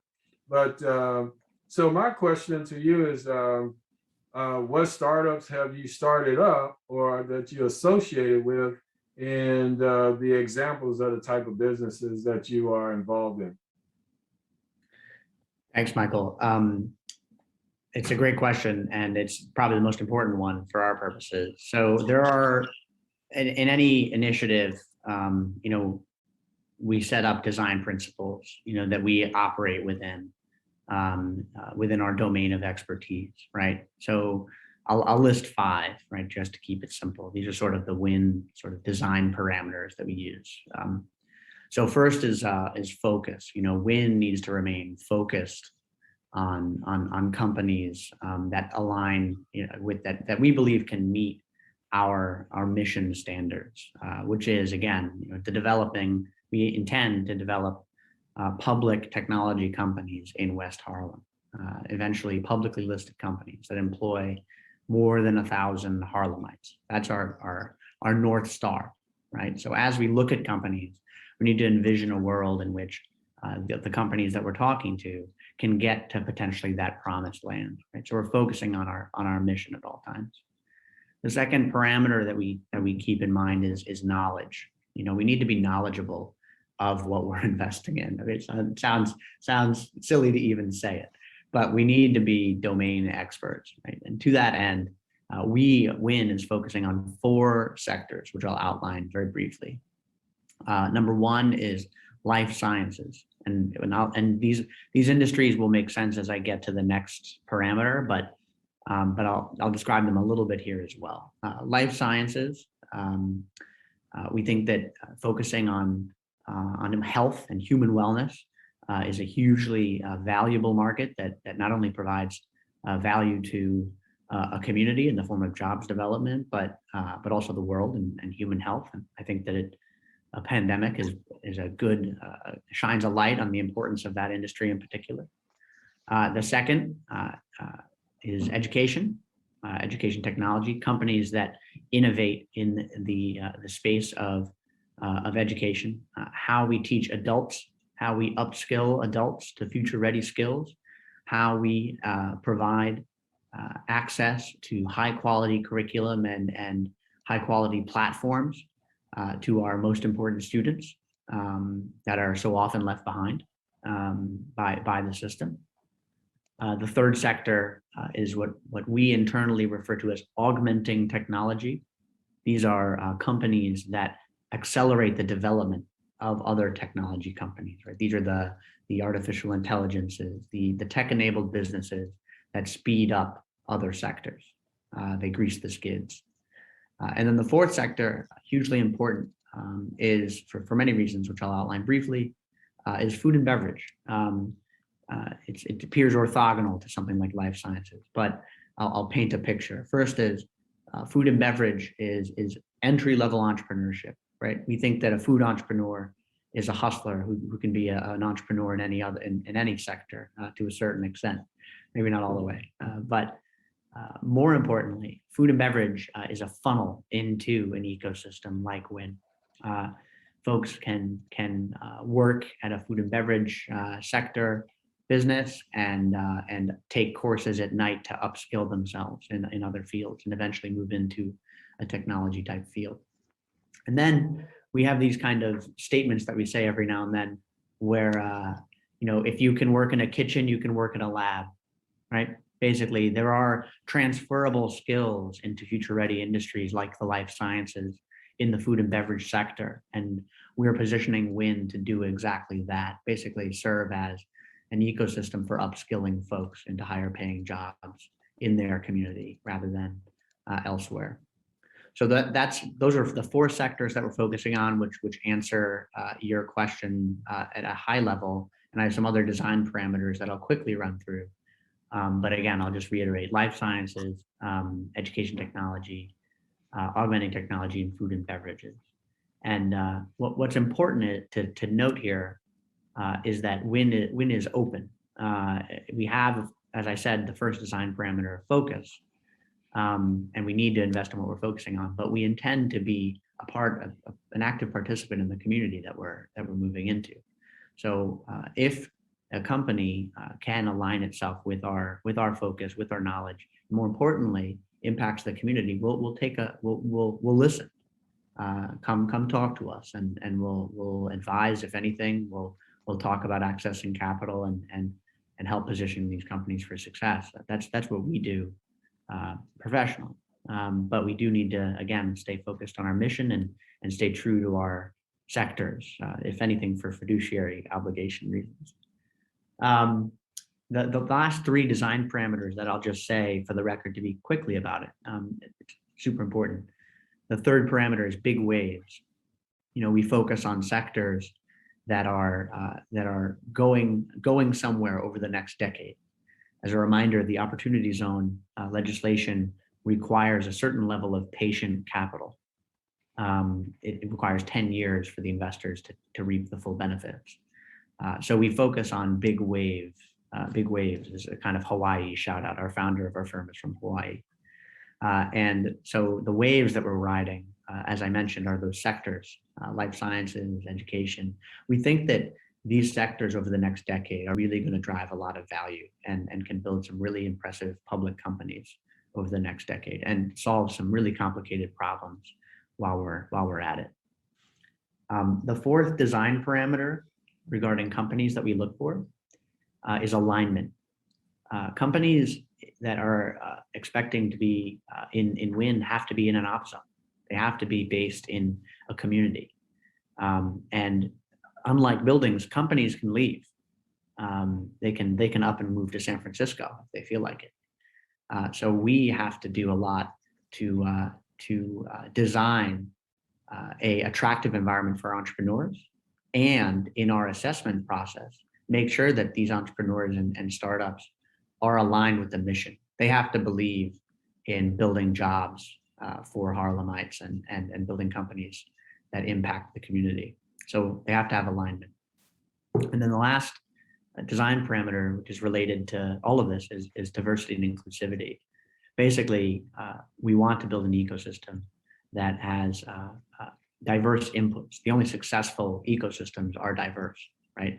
This means people from multiple different backgrounds, of course.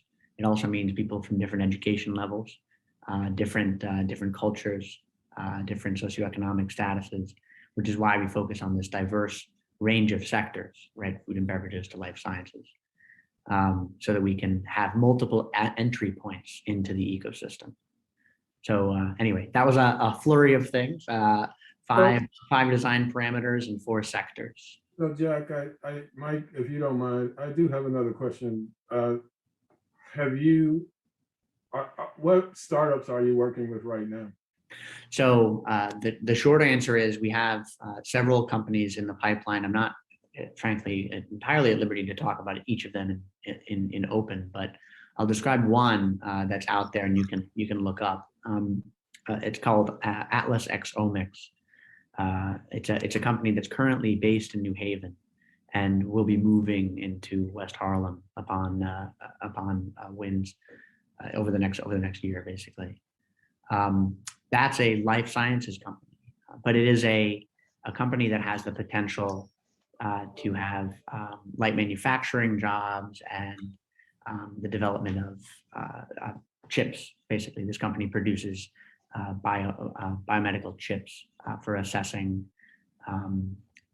various types of samples, live tissue samples, for solving wicked problems in various diseases. It's a very interesting company with science that's patented out of Yale University. That's a simple company that we're very proud of thus far. It's grown very quickly, and we expect it to become an active member of the Harlem community over the coming year. And that's just a simple one. There are several other ones that are in the early pipeline. And as I said, as we move forward and on our strategy, we'll expect to have many conversations with many more companies. Okay. Right. Mike? Yeah, this conversation is very, very exciting. And the basic premise is investment. Like here at the MTA, we invest in infrastructure, but we also invest in small, diverse businesses. So everyone flourishes. I am reminded of a brilliant builder that we all know by the name of Robert Moses. And as heralded as he was, Jack, he was also condemned and criticized for destroying Black neighborhoods. And so if you look at the Cross Bronx Expressway, those were neighborhoods of Black and Hispanic people that they just bulldozed and created a highway or expressway, destroying the character of the community.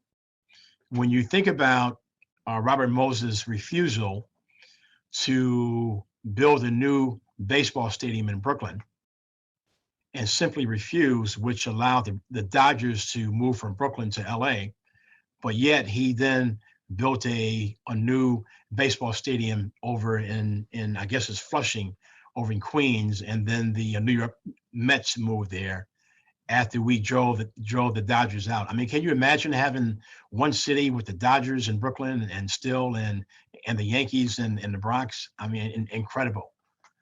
But and I say this to say all that I'm all for economic development, but I'm also for inclusion, of making sure that when we build this new housing, that the people who live in these communities have the ability to stay in their communities.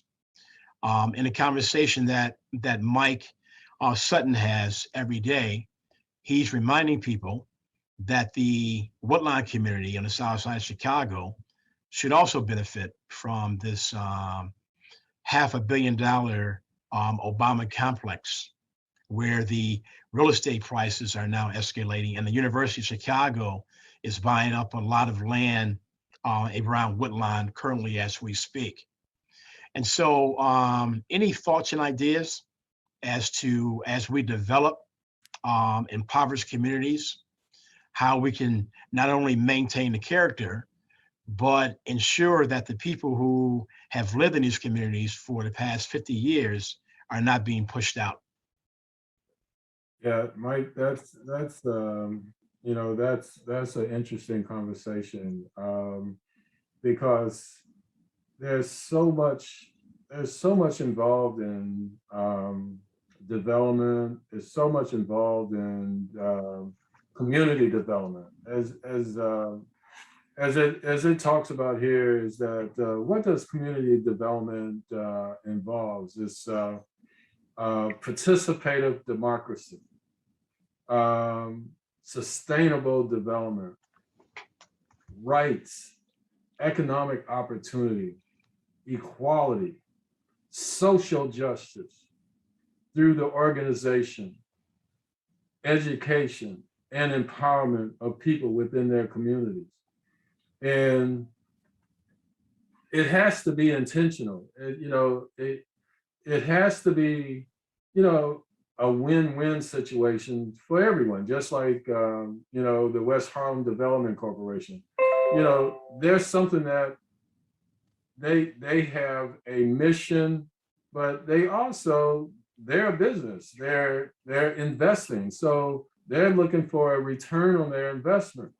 And so what am I getting at is that when we come into a community and say we're going to do something, if I go into a community, no matter who goes into a community as a developer, the developer should look at that community in a holistic manner and say, okay, how can this development improve this community?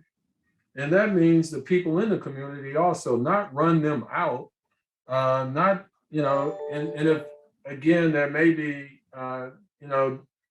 how we're not going to displace the people in the community, because again, if you come in, and it's a real, again, there's and with regards to housing, there's what they call it, where you have mixed housing, where you have it for a certain amount of people that are low income can live in that same housing development as high income people, right? Or middle class people. And so there has to be an intentionality in regards to the planning of these communities to be inclusive. And a lot of times we're talking about community development, we're talking about the activists in the community. We're talking about politics.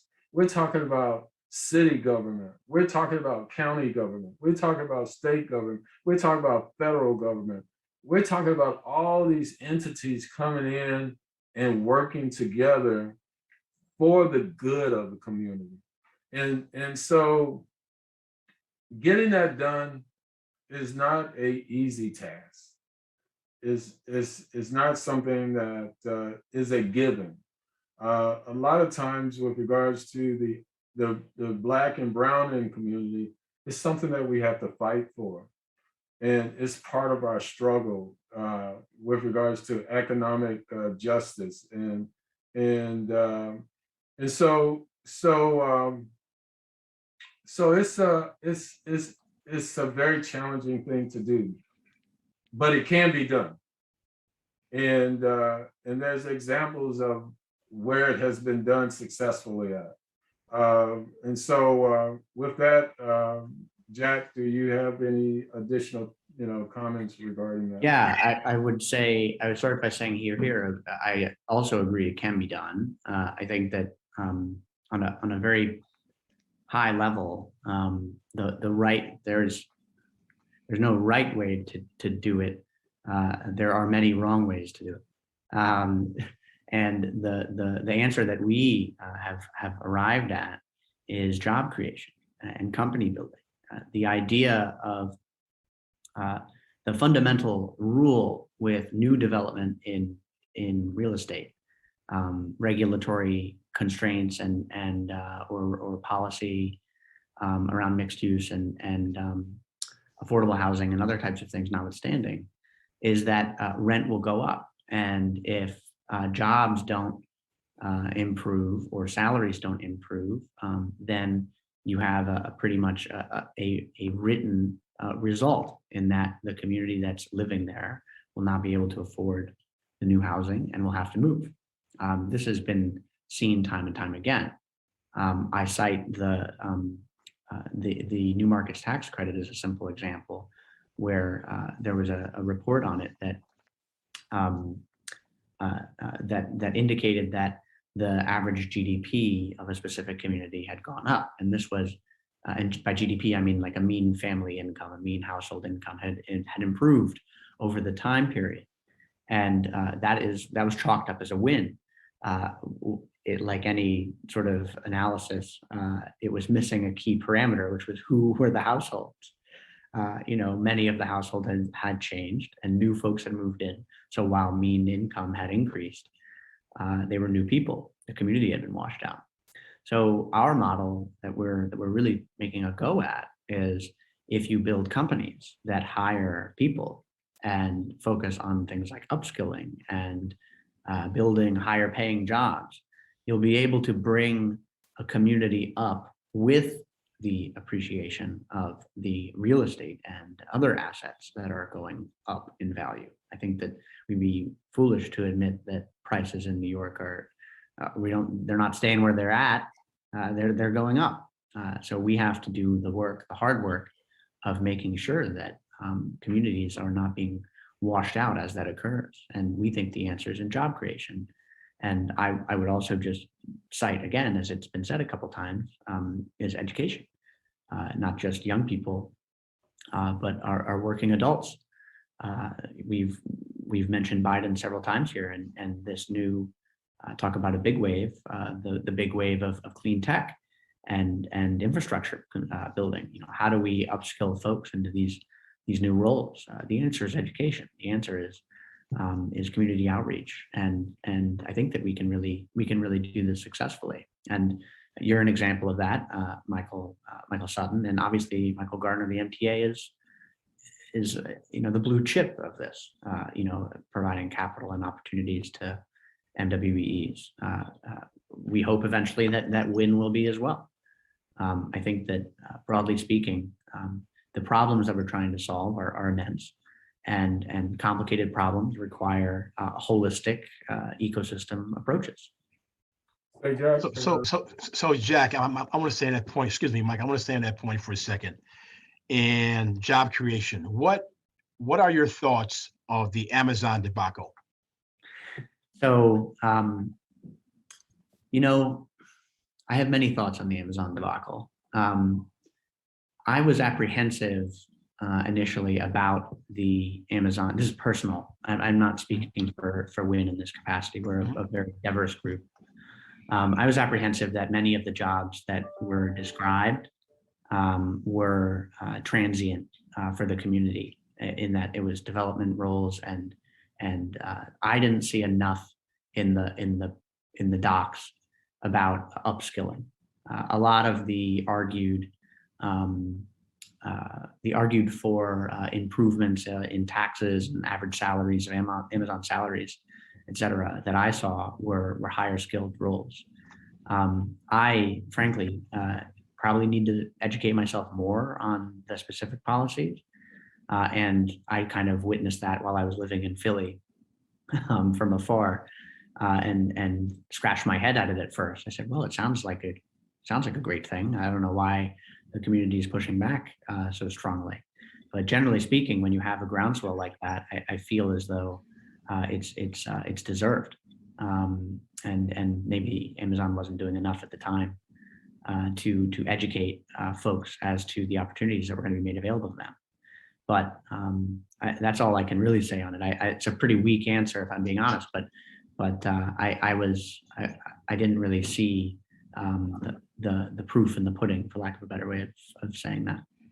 Okay, and I mentioned that because the number one issue in society, in the Black and brown communities, is what? A job.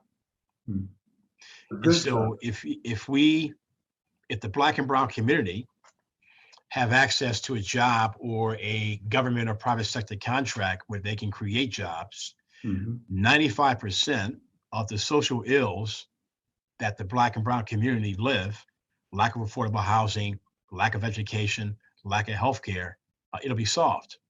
And so I was depressed when these so-called, 25,000 jobs with an average salary of 150,000. And then we have a progressive movement that we're living through in this country, which what they say, it sounds good, but from a practicality perspective, how can you implement it? So to drive out an employer like that by people who were sitting at a table who never had the opportunity to create one job, now speaking for a community who want jobs, that's why I was depressed.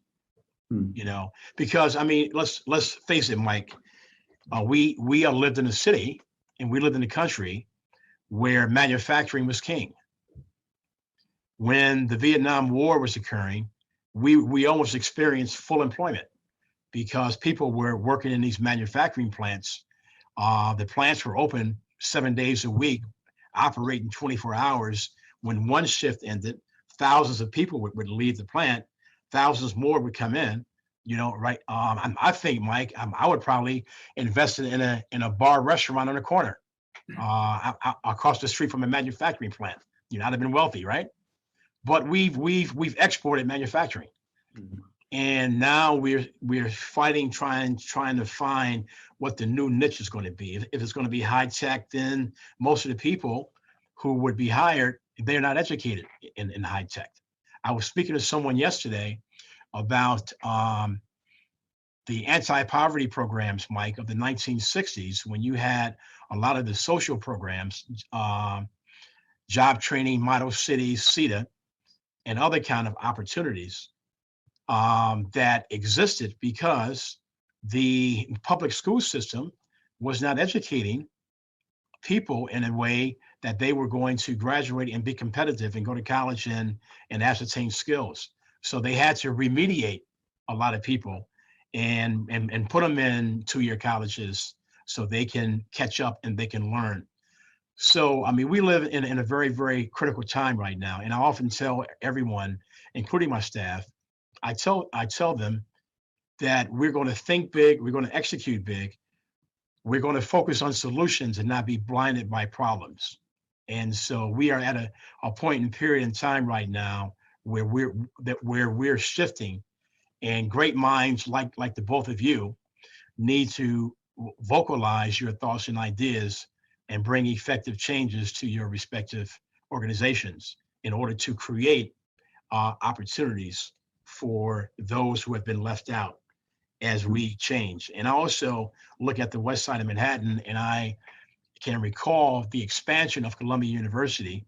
There was an outcry from the community that they were being displaced, that they needed programs and opportunities that was going to benefit the people who have lived in that sector and community for a number of years. I recall two instances that caused immediate pushback.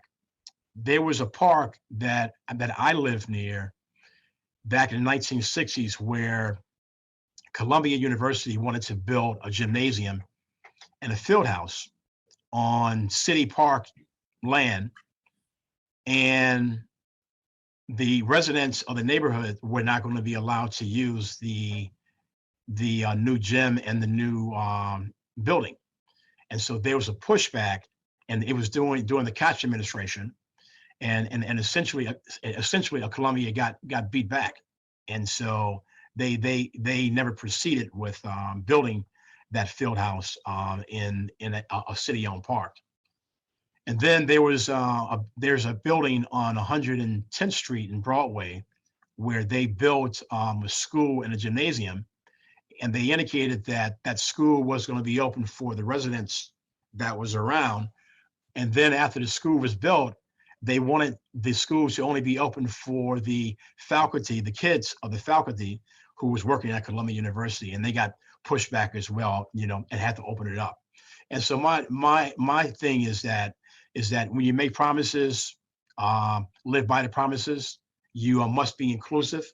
We have about 5 minutes left, so I want to give you the opportunity for your parting thoughts and comments of the very, very important concepts of economic development and community development and opportunity zones. Starting with you, Jack. Well, thanks for those closing remarks, Michael. I couldn't agree more with much of the perspectives that have been said today. And as I mentioned at the beginning, it's a privilege to be here. Today we spoke a little bit about federal policy and basically societally generated initiatives towards community development and economic development. We'd spent a little bit of time with the Biden plan, and we also talked about the opportunity zones. I'm coming at it from the op zone angle, and my purpose in being here basically is to trumpet their existence to the folks that are watching this as part of Harlem Week.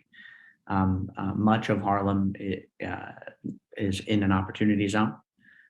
They run along 125th on either side along a lot of it. And the maps are, as I mentioned, readily available online. Businesses that are based in opportunity zones and developers that are building in opportunity zones can avail themselves of this initiative and should. It opens up a heretofore overlooked avenue for the private investment that Michael Sutton mentioned earlier as something that has often held folks back. For our purposes at WIN, what we hope to do to hit home your point, Michael Gardner, is develop jobs. We really are focusing on building future-ready companies, future-ready skills through our ecosystem. And the goal, our North Star that we are trying to remain focusing on is public companies in Harlem that employ 1,000 people. So my dream is that 10 years from now, we'll have another seminar on the next era of economic development as part of Harlem Week, and we'll have 3 to 5 publicly traded companies that have employed a whole host of current and future generation of Harlemites. That's what our North Star is, and that's what I'm here to sort of announce and discuss with you all. Great, thank you. Mike Sutton, who has the advantage of living and operating in two of the largest cities in the country, New York and Chicago. And I know that you see a commonality of distressness. So I want to hear your closing thoughts and comments as well. Yeah, well, first, I'd like to say something to Jack that with this generational investment by the Biden administration and the states and the counties and the cities, I'd like to talk to you about infrastructure. Part of your, the companies that you're looking for, you didn't include infrastructure. So, and there's going to be a lot of money invested in that. And but again, here we are at a moment in time where there's going to be a generational investment in our country to improve our infrastructure. And infrastructure, again, includes a lot of things, right? So I have the privilege, as Mike Gardner would say, of operating in 5 states and about 6 cities. So I see a lot of stuff. So when I'm in New York, there's a big project right now in New York, Hunts Point, that is going to undergo a transformation. And it's mostly due to government money being invested in Hunts Point. And when I look around New York, there's not a lot of vacant property in New York, but there's a lot of old buildings in New York. And so when I look at these other cities like Trenton, when I look at Chicago, when I look at Indianapolis, when I look at Detroit, there's a lot of vacant property in these communities. And the thing that I see is vacant property, the cost of a home, the property is about 25% of a cost of a home. With the investments, if the city say, we will give you the property, developer, and not only will we give you the property, we will improve the infrastructure, the roads, the sewer systems, and all that around these areas. But you got to build these at a affordable housing again. You can't charge for the land. Again, we're giving you all kind of incentives to do this. And so what I'm saying is it will become more affordable for more people. Now, with this generational investment, we should see more brown and Black people in the trades and the labor unions, not just flagmen, but they're carpenters, they're iron workers, they're bricklayers, they're plumbers, they're electricians. This will elevate the people to be able to afford these houses in these communities that are being built. And not only that, in the engineering firms, more architects, more engineers, and more workers with good jobs. The average salary of infrastructure engineering is over $100,000. And so we're talking about good salaries for people in our industry. So what I see in this generational opportunity is an opportunity to educate our community, to train our community in jobs in our community, in which, again, people can have what do we want? And I believe Biden wants this, our governor wants this, our mayors. We want a strong middle class. We want a strong middle class that's able to send their children to college, to buy houses, to buy cars, buy refrigerators, to invest in their pension plans and all this. This will help everybody. It does not have to be a zero-sum game. Some people think that if these people gain, we will lose. It does not necessarily have to be that way. It can be a win-win situation for everybody. And so, Mike, that's my closing remarks. So thank you. And that's the last word. When we were little small kids growing up, we used to hear Walter Cronkite used to give his parting statements as well every night. But let me just thank the chamber for conducting this very, very important panel. I want to thank the outstanding leadership of Chairman Lloyd Williams of bringing information to the people and bringing Harlem Week back to Harlem despite the pandemic and doing it in a safe manner. And so I would like to say goodnight. And I would like to thank both of my panelists, Mike and Jack. And I'm quite sure that we will be talking in a very, very short period of time, because I want to have a follow-up conversation with you, Mike Sutton, on a number of things that we're working on. Okay. And Jack, I want to bridge you into a conversation that I'm currently having with Mount Sinai also as well, to see if there's any synergies that we can work together on.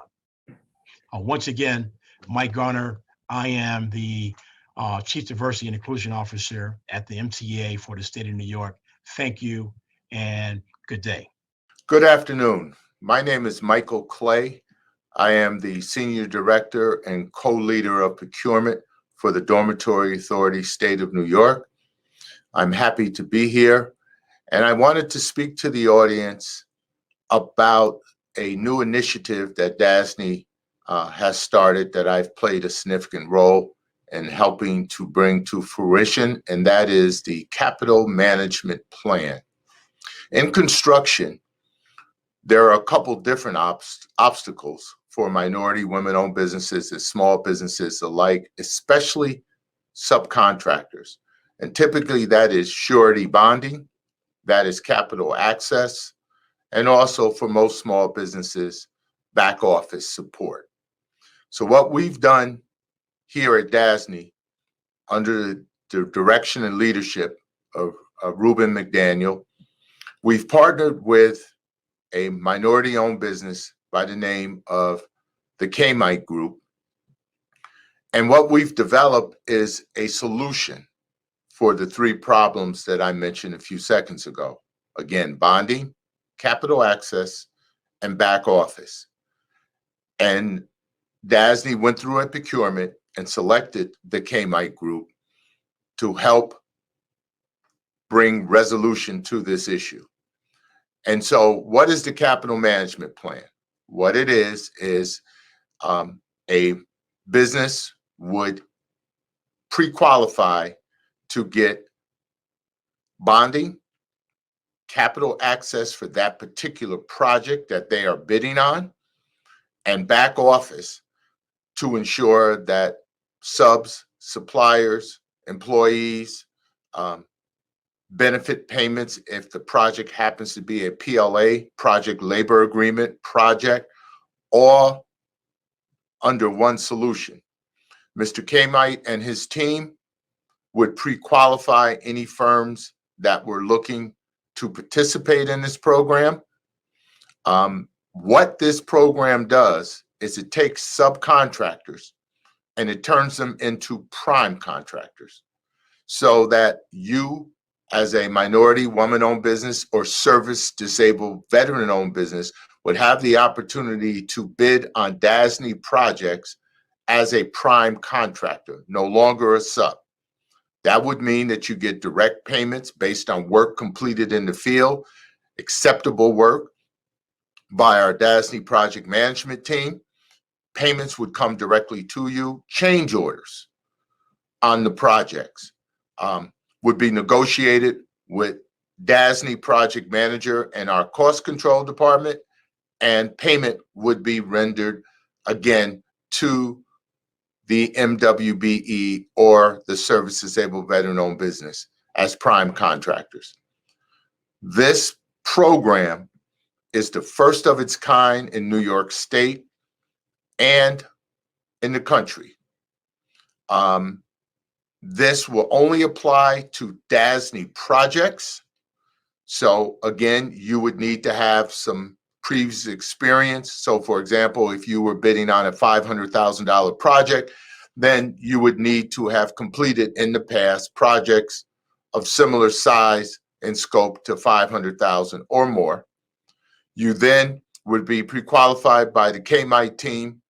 Then you would put together an estimate, submit to the Kmite team, and then the Kmite team would approve you. You would get a bid bond, since the state finance law requires a bid bond for projects $100,000 or more. You would also, within that estimate, identify your labor, your materials, your subs, your suppliers. There would be capital access available to help you initially get out of the gate So that means mobilization. That means payroll for your employees. That means hiring subs. And that also means purchasing equipment that would be used on the project that you're bidding on.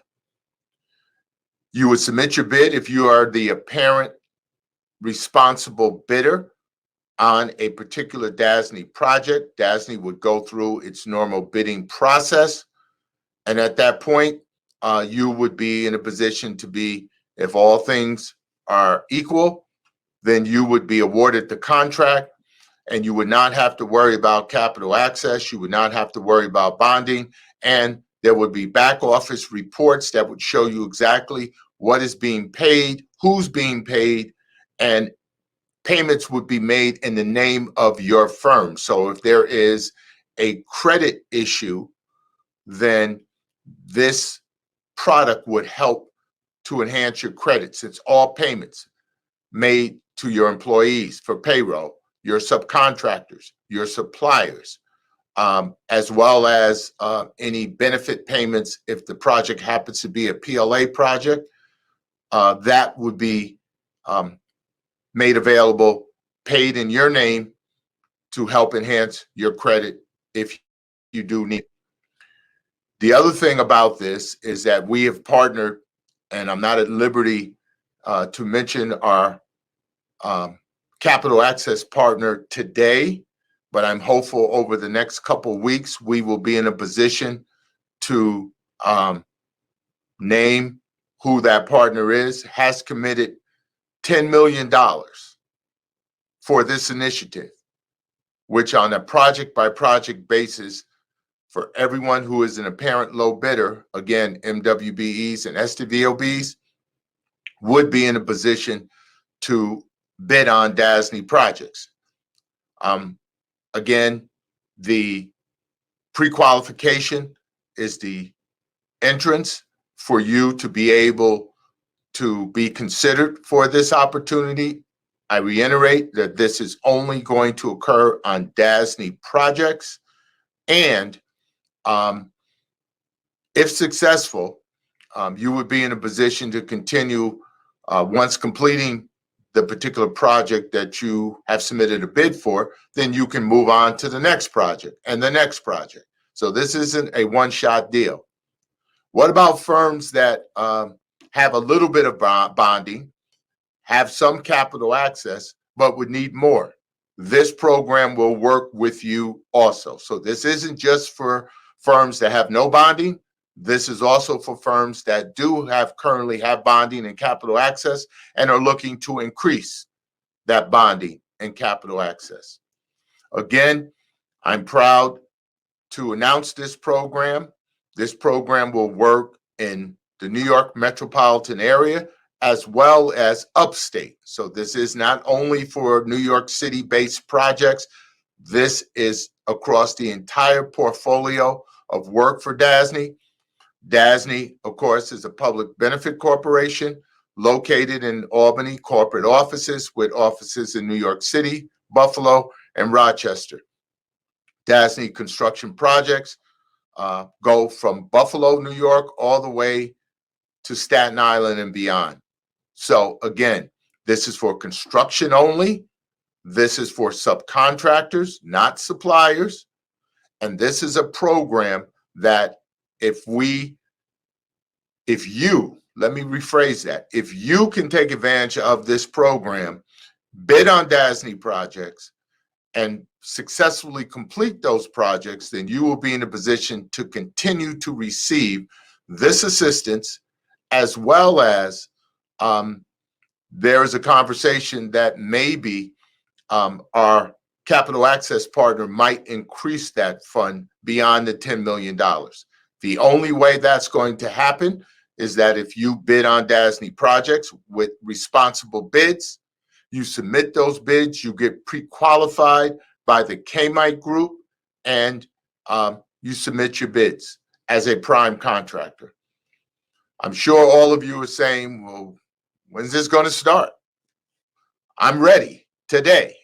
Well, as I started, I'm hopeful that there is paperwork that's being finalized between the Kmite group and our capital access partner that paperwork will be completed within the next 2 to 3 weeks. And DASNY, as well as the funding capital access partner, as well as the KMITE group, will be doing announcements, outreach to every minority women-owned business in construction, in the subcontracting trades, in the state of New York. There will be publications, information everywhere that we can, because it's critical that we make sure that the MWBE and the service disabled veteran-owned business construction community is aware of this opportunity. And again, I thank Lloyd Williams and Harlem Week for allowing us to come on board to talk about this very important program. And ladies and gentlemen, this is a game changer. Again, this is only available on DASNY projects, but in 2 to 3 weeks, the floodgates will open and the opportunities will be abound. Thank you very much. Good afternoon, everyone. I am John L. Doris, Commissioner of the New York City Department of Small Business Services, and it's a true honor to be with you virtually for the New York City Economic Development Day. I look forward to this event every year because it truly showcases the tremendous economic opportunity that exists in the greatest city in the world and how our community can take part of it. As we celebrate Black Business Month here in New York, the Vision for Economic Development Day is truly exceptional and extremely necessary. Our city continues to dig itself out of the devastation caused by the pandemic, and at SBS, we are on the front lines of the efforts to create a fully equitable and inclusive economic recovery. And so I want to thank the Greater Harlem Chamber of Commerce and its president and CEO, Mr. Lloyd Williams, a true visionary, community leader, and my dear friend, for his leadership, for the invitation to speak to you today. Over the last year and a half, the city has been the epicenter of the pandemic, facing a public health crisis that triggered an economic crisis. As we all know and felt, Harlem was one of the hardest hit neighborhoods during the pandemic, facing unequal levels of risk to COVID-19 and experiencing insurmountable challenges to keep their commercial corridors alive. But SBS has led the way, uplifting the community with resources and services for entrepreneurs, job seekers, and neighborhood partners. During this time, we've launched over 36 programs, including 5 grant and 2 loan programs, and delivered over 220,000 services to businesses and workers across the city. Because of this work, SBS has been positioned as the leading agency to drive the economic recovery for our small businesses moving forward. We know that entrepreneurship and business ownership are critical to addressing the racial wealth gap and creating generational wealth that will strengthen individuals, our families, our neighborhoods, and our great city. Yet, we see stark disparities when we look at the entrepreneurship landscape here in New York City. While Black New Yorkers make up 22% of the population, we constitute only 3.5% of the business owners. During the pandemic, Black businesses in New York City were twice as likely to close than their white counterparts. And in the federal PPP program, they only received about 12% of what they asked for. But we know that Black-owned small businesses are an essential part of the fabric of the city of New York. And in the midst of the challenges over the past year, and despite their harrowing statistics, they have been also tremendous signs of growth. Black-owned firms are growing 4 times faster than white counterparts here in the city. Black women are the fastest growing demographic of entrepreneurs in the country. These stats have only confirmed the importance of our work to help Black business owners as we engage from and emerge from the pandemic into the recovery. And over the last year, SBS has ramped up our BNYC, our Black Entrepreneurship Program, here with new additional initiatives and programs. BNYC is a first of its kind initiative to help address the racial wealth gap by empowering Black entrepreneurs. This past year, we kicked off BNYC Mentors, which has connected early stage entrepreneurs to highly successful business mentors. We also launched Shop Your City, BNYC, to encourage New Yorkers to shop from their Black-owned businesses. And I'm proud to say that we recently for the first time, had our first cohort for BNYC Startup Intensive, an 11-session seminar series that helps entrepreneurs start and grow their businesses. Overall, more than 1,400 entrepreneurs have had the opportunity to receive mentorship, gain information on how to start and grow their business, and build community through events like the 5-Borough Black Business Forum, which we did in partnership with the Harlem Chamber. But this is only a fraction of the work that we are doing to boost Black business owners in the city. In particular, we are going to celebrate Black Business Month. There are a few exciting things and new programs that we're going to launch, so please make sure you take advantage of them. Some of the things that we're doing includes our commercial lease assistance program, which provides free legal services to small businesses with issues relating to their commercial lease. This program will receive an additional $10.4 million to support small businesses in the 33 hardest hit neighborhoods in New York City, including Harlem.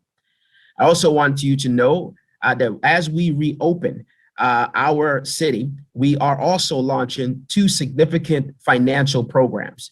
One was a $100 million New York City small business recovery loan program dedicated to helping small businesses retain staff and keep their doors open.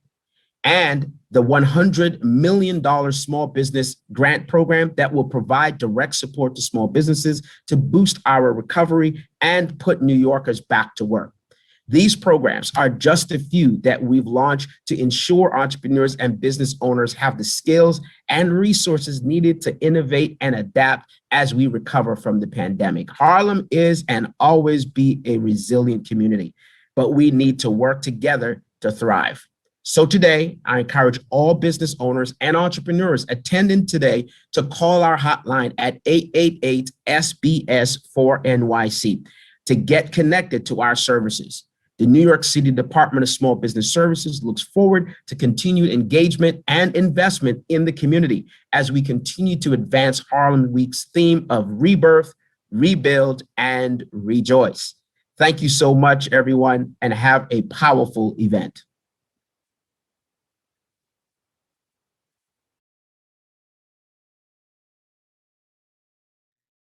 Hello, my name is Gregory Ho.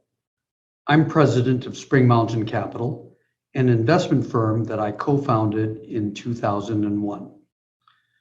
Our firm has created a new division named West Harlem Innovation Network, which we like to refer to by its initials, WIN. This is the most exciting project that I've worked on in my investing career, and I plan to spend most of my time on WIN going forward, leading this effort as its CEO. The purpose of my talk today is to introduce our project to you. I will give you first a high-level overview of WIN's mission and concrete goals. Second, a listing of the 4 sectors that we will focus on and the types of companies that we plan to fund and grow. And third, a description of WIN's unique design to achieve its mission and goals. Before I begin, I want to thank the many Harlem-based institutions led by the Greater Harlem Chamber of Commerce and, of course, Harlem Week that understand our vision, have welcomed us into the community, and have given us their encouragement and support. It's been crucial to enabling us to launch WIN, which we hope you will agree is both an important and exciting endeavor for the Harlem community. So let's begin. At the highest level, WIN's purpose is to take opportunity zone investing to another level. Put simply, instead of developing buildings, we hope to develop companies, technology companies that provide higher paying career opportunities to Harlemites starting now and into the future. To do this, we will create a synergistic ecosystem. I'll describe this concept shortly, that will invest in 30 to 45 early stage tech companies and grow some of them, hopefully 4 to 7, into public companies that are based in Harlem. Let me repeat. Our goal is to deliver 4 to 7 public technology companies that are based in Harlem. Along the way, we hope to create over 1,000 jobs in technology for Harlemites and other residents of Upper Manhattan. I mentioned opportunity zone investing earlier. Allow me to explain what that means. The opportunity zone concept was originally introduced to the US Senate by Senators Cory Booker and Tim Scott. Their intent was to stimulate private capital investments in historically overlooked communities throughout the United States. And the concept received overwhelming bipartisan support. It therefore made its way into the 2017 Tax Cuts and Jobs Act and became law when that act was passed by both houses of Congress. The federal tax incentives under the Opportunity Zone, or OZ, provisions are substantial. They include deferral, discount, and exemption of gains from tax. As a result, they have attracted a large amount of capital, but mostly for residential, commercial, and industrial real estate projects. They have not, unfortunately, attracted much capital for investments in other non-real estate related businesses. The primary reason for this is that it is much easier to structure a real estate OZ investment than a non-real estate OZ investment. The reasons for this are very technical and relate to the simple fact that while it is virtually impossible for a building to leave an opportunity zone, it is very possible for a company to do so. And that would disqualify the investment from receiving the OZ tax benefits. I discussed this with a friend of mine in January 2019, and he challenged me to come up with an opportunity zone design that would develop companies, not buildings. He felt that this would unleash the true potential of the OZ provisions and was vitally important to improving the wealth of a community without displacing its residents. I had to agree. And liking challenges, my team and I have spent the last 2 years designing WIN to accomplish this objective. So let's begin to take a closer look at WIN. As I just mentioned, WIN will attempt to unleash the great potential of the Opportunity Zone legislation to improve community wealth. To accomplish this, WIN must be substantially present in an opportunity zone or zones. In our case, we plan on concentrating our activities in West Harlem, which is why West Harlem is in our name, West Harlem Innovation Network. As I also mentioned, WIN represents a paradigm shift in opportunity zone projects. Rather than funneling capital mostly or exclusively into renovating, rehabilitating, and repurposing buildings, WIN will enable, catalyze, and develop innovative technology, businesses, and talented entrepreneurs in Harlem. Our focus will be on creating and developing an entrepreneurial ecosystem in technology that will give rise to and support numerous other ventures into the future. You might have noticed that I use the word innovative in describing the type of technology businesses that we plan to enable, catalyze, and develop. From an investment viewpoint, these are the types of companies that have the highest potential to grow and prosper in our ever-changing world. It will therefore be an essential part of WIN's DNA. That's why we baked it into our name, West Harlem Innovation Network. Last but not least is the concept of network which has several aspects to it. As we assembled the components for the Wynn ecosystem, we knew we needed to have local community buy-in and support. So we set about meeting several of Harlem's leading institutions.